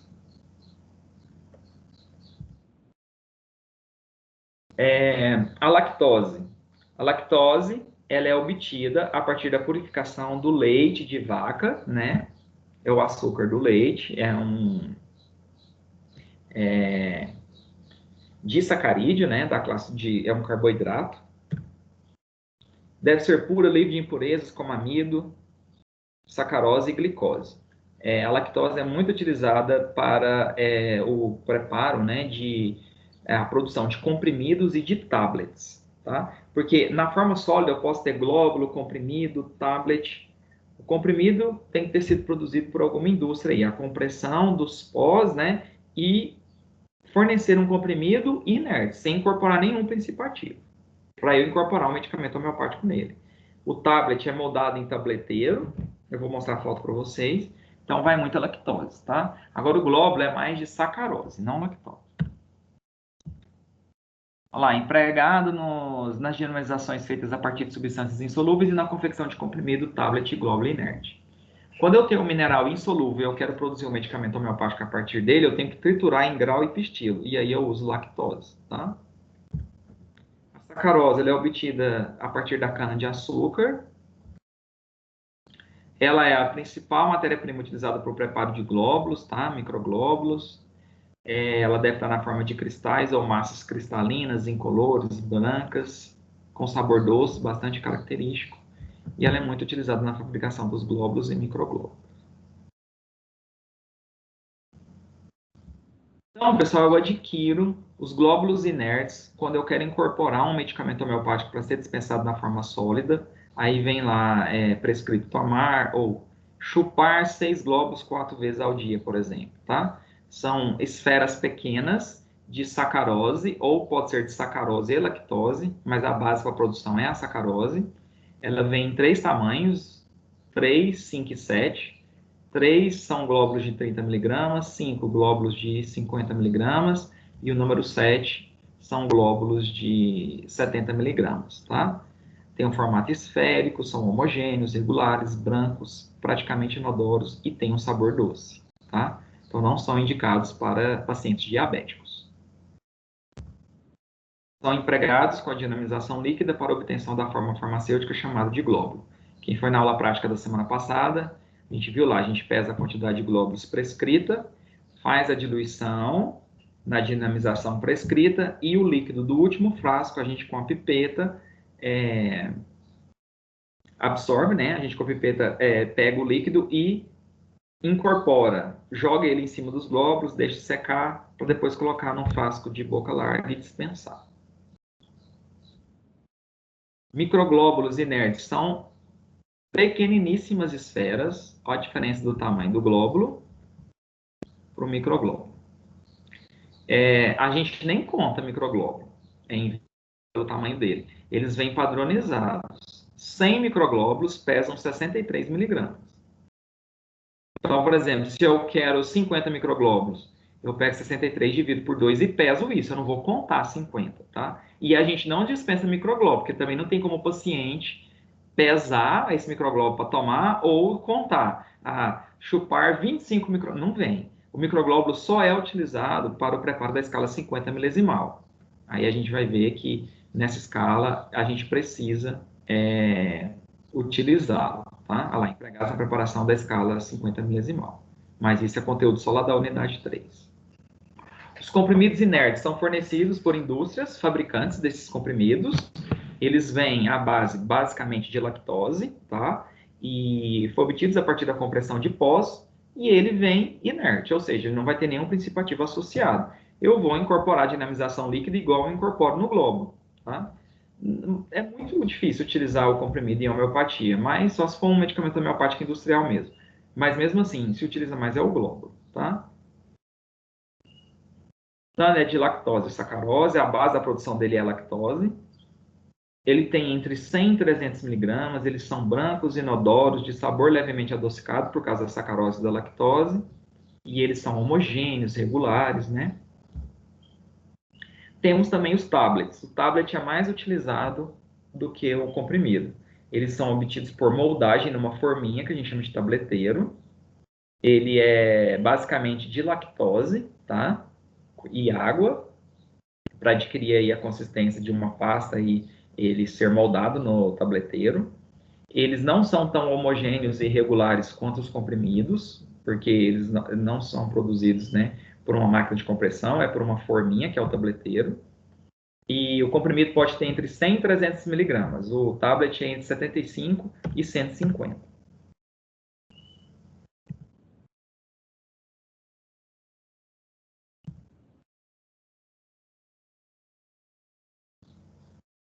O material utilizado na preparação e no acondicionamento dos medicamentos homeopáticos não pode alterar-se nem modificar as atividades medicamentosas. Isso vale também para as tinturas. Então, as tinturas e os frascos que eu vou utilizar para fazer as dinamizações para o preparo do medicamento homeopático, diluindo a partir do insumo ativo, são frascos de vidro âmbar. Isso é o mais indicado. Os frascos de vidro escuros do tipo âmbar, tá?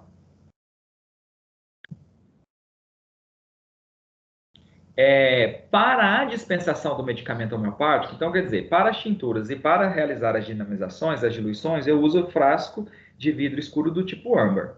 Para a dispensação, eu posso fazer o uso dos frascos de vidro âmbar ou posso fazer o uso de frascos plásticos, tá? Branco leitosos, de polietileno de alta densidade, de polipropileno ou de policarbonato. Para o caso de preparações dispensadas na forma de pó, eu posso utilizar o papel branco do tipo pérola, né? O papel do tipo pérola branca, impermeável, ou então papel manteiga. Aí ela pode ser dispensada na forma de sachês, né, ou envelopes, utilizando esses papéis. Lavagem e esterilização dos recipientes a serem utilizados na homeopatia. Todos os frascos virgens e aqueles que foram utilizados para diluir uma determinada insumo ativo para atender a uma prescrição de um medicamento homeopático, eles devem ser lavados e esterilizados antes de serem utilizados novamente, para inativar a energia medicamentosa do medicamento que foi produzido naquele processo. Cada medicamento homeopático, a partir do número de diluições, o manipulador, a agitação ritmada, incorpora uma energia nesse medicamento. E essa energia tem que ser inativada para o preparo de um outro medicamento, tá? Então, no caso de vidros virgens, aquele que você comprou e não foi usado nenhuma vez ainda para fazer a diluição, e aqueles que você já usou para fazer a diluição de um medicamento homeopático, eles precisam ser lavados em água corrente, enxaguados 2 vezes em água destilada e depois serem levados para autoclave ou estufa, né? Esterilização por calor úmido ou calor seco. Em autoclave tem que estar a 120 graus, 1 atmosfera por 30 minutos, ou em estufa a 180 graus por meia hora, né, 30 minutos, ou a 140 graus por 1 hora. No caso de frascos plásticos e acessórios virgens de plástico, eles devem ser lavados em água corrente, enxaguados 2 vezes em água destilada, e se o frasco plástico não for resistente à autoclavagem, uma estufa, né? Como que eu promovo a esterilização? Deixando mergulhado por 2 horas em álcool A77, tá? Esses frascos plásticos que resistem à autoclavagem, eles vão poder ser reaproveitados. Se não, esses frascos plásticos virgens passam por esse processo durante 2 horas em álcool A77, mas só poderão ser utilizados uma única vez para o preparo do medicamento homeopático, a não ser que ele seja resistente à autoclavagem, tá? Por isso que a maioria das vezes as farmácias vão adquirir apenas os frascos de vidro âmbar mesmo, tá?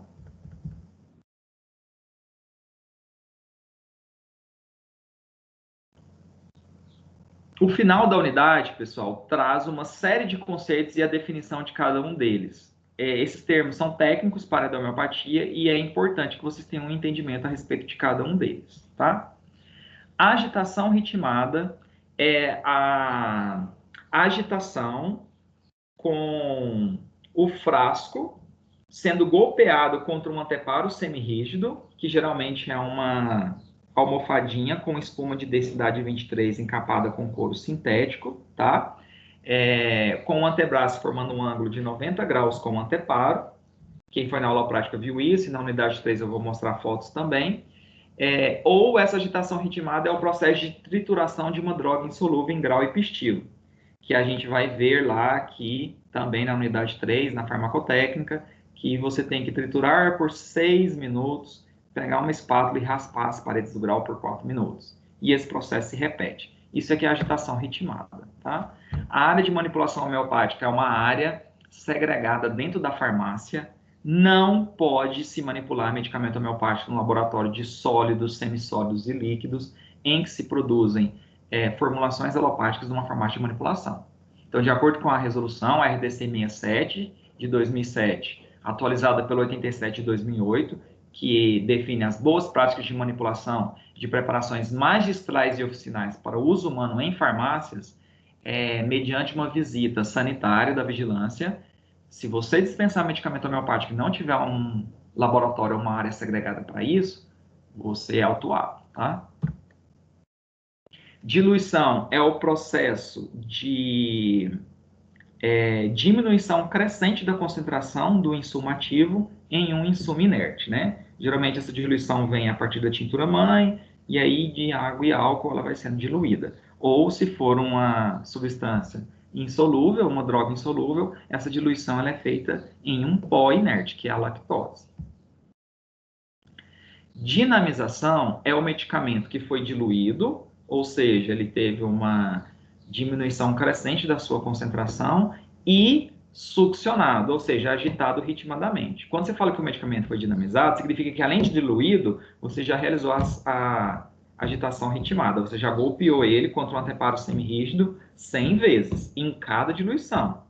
Então, se você tem 3 dinamizações, você fez 3 diluições, dependendo da escala, né? E fez 300 sucções, porque em cada diluição são 100. Se você fez 3 vezes 100, 300. Dispensação é o ato de fornecer a formulação, o medicamento homeopático, o produto final, mediante orientação farmacêutica, né, assistência farmacêutica. Dose é a concentração, a quantidade de medicamento que vai ser administrada. Droga solúvel são os insumos ativos, né, minerais que apresentam solubilidade em algum solvente. Água, álcool, glicerina. Droga insolúvel é aquela droga que não será capaz de ser solubilizada, dissolvida por algum solvente. As drogas insolúveis, quem for na aula prática do dia 30, vai ver que a gente precisa, antes de começar as dinamizações líquidas, triturar ela em grau e epistilo com um insumo inerte, que é a lactose.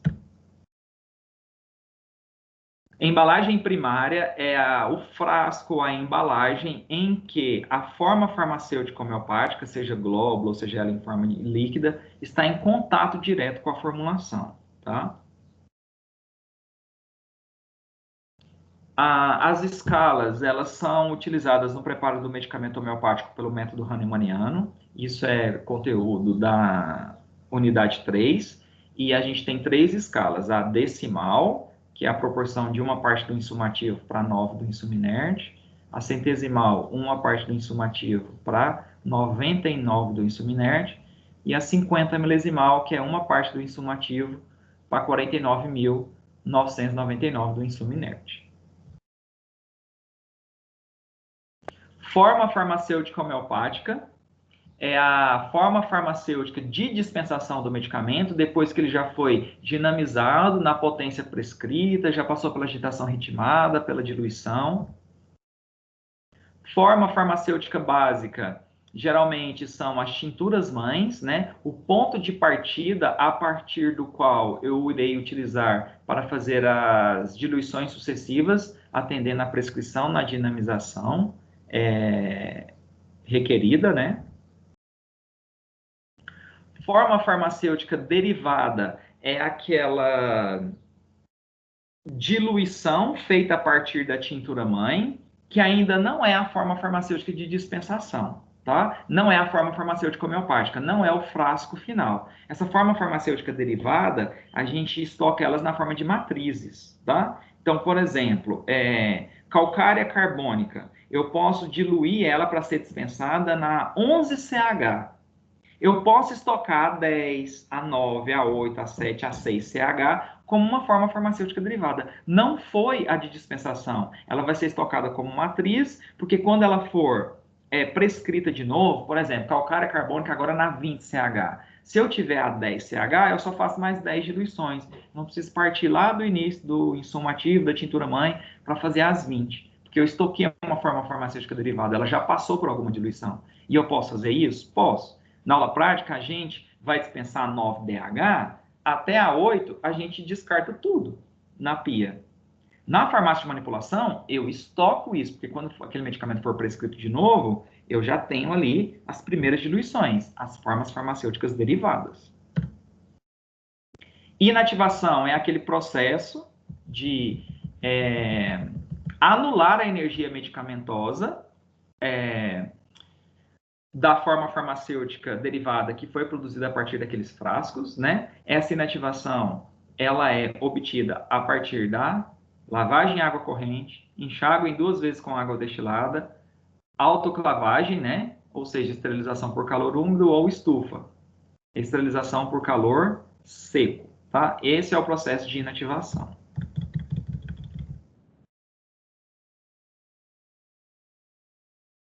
Insumo ativo é a substância medicinal dotada de atividade terapêutica, propriedade farmacológica, obtida a partir de planta, do reino mineral, de animais, de bactéria, de fungo, de alga, de protozoário, tá?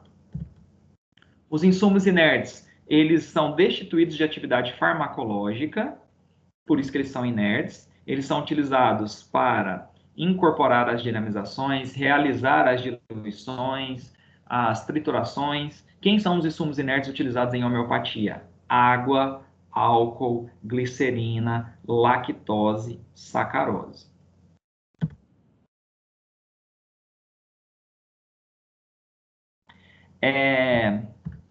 As matrizes são as formas farmacêuticas derivadas.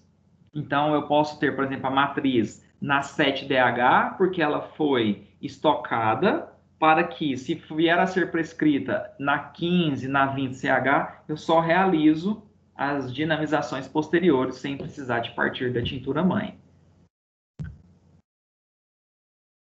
O ponto de partida são as formas farmacêuticas básicas, ou seja, basicamente, as tinturas mães, no caso de droga proveniente de planta ou de animal, ou o mineral, no caso de substâncias provenientes do reino mineral, tá?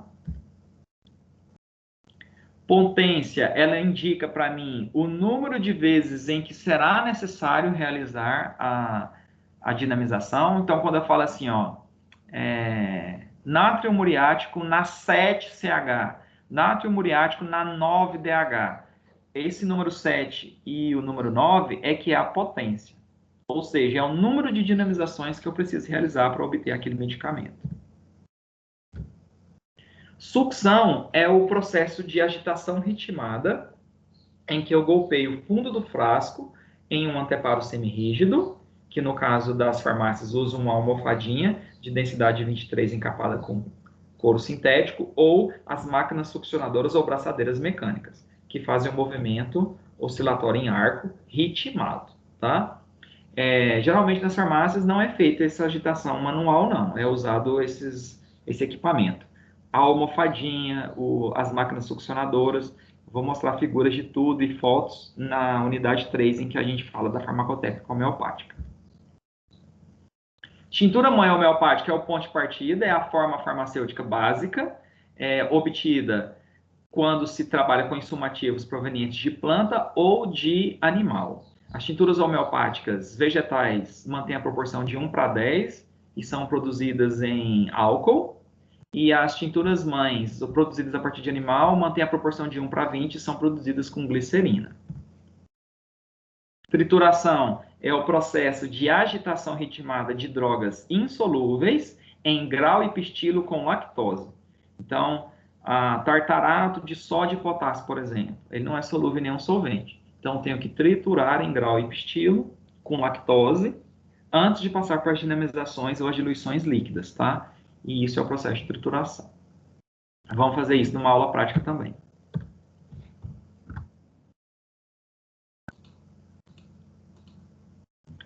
Extensa essa aula, né, pessoal? Eu realmente reconheço que é muita informação. Mas reassistam, tendo a possibilidade que eu vou fazer a postagem da gravação dessa aula, leiam um capítulo do livro, façam as atividades de diagnóstica e de aprendizagem e não se esqueça, na unidade 2 da seção 3, vocês precisam acessar esse link para fazer essa atividade de sala, que vale a pontuação de sala de aula. Esse link tem 10 questões objetivas, se só tem uma tentativa, vale 1.000 pontos. Se não é a prova, é a nota de atividade de sala de aula, tá? A prova ainda vamos comunicar na semana do dia 5 de outubro. Dúvidas, pessoal?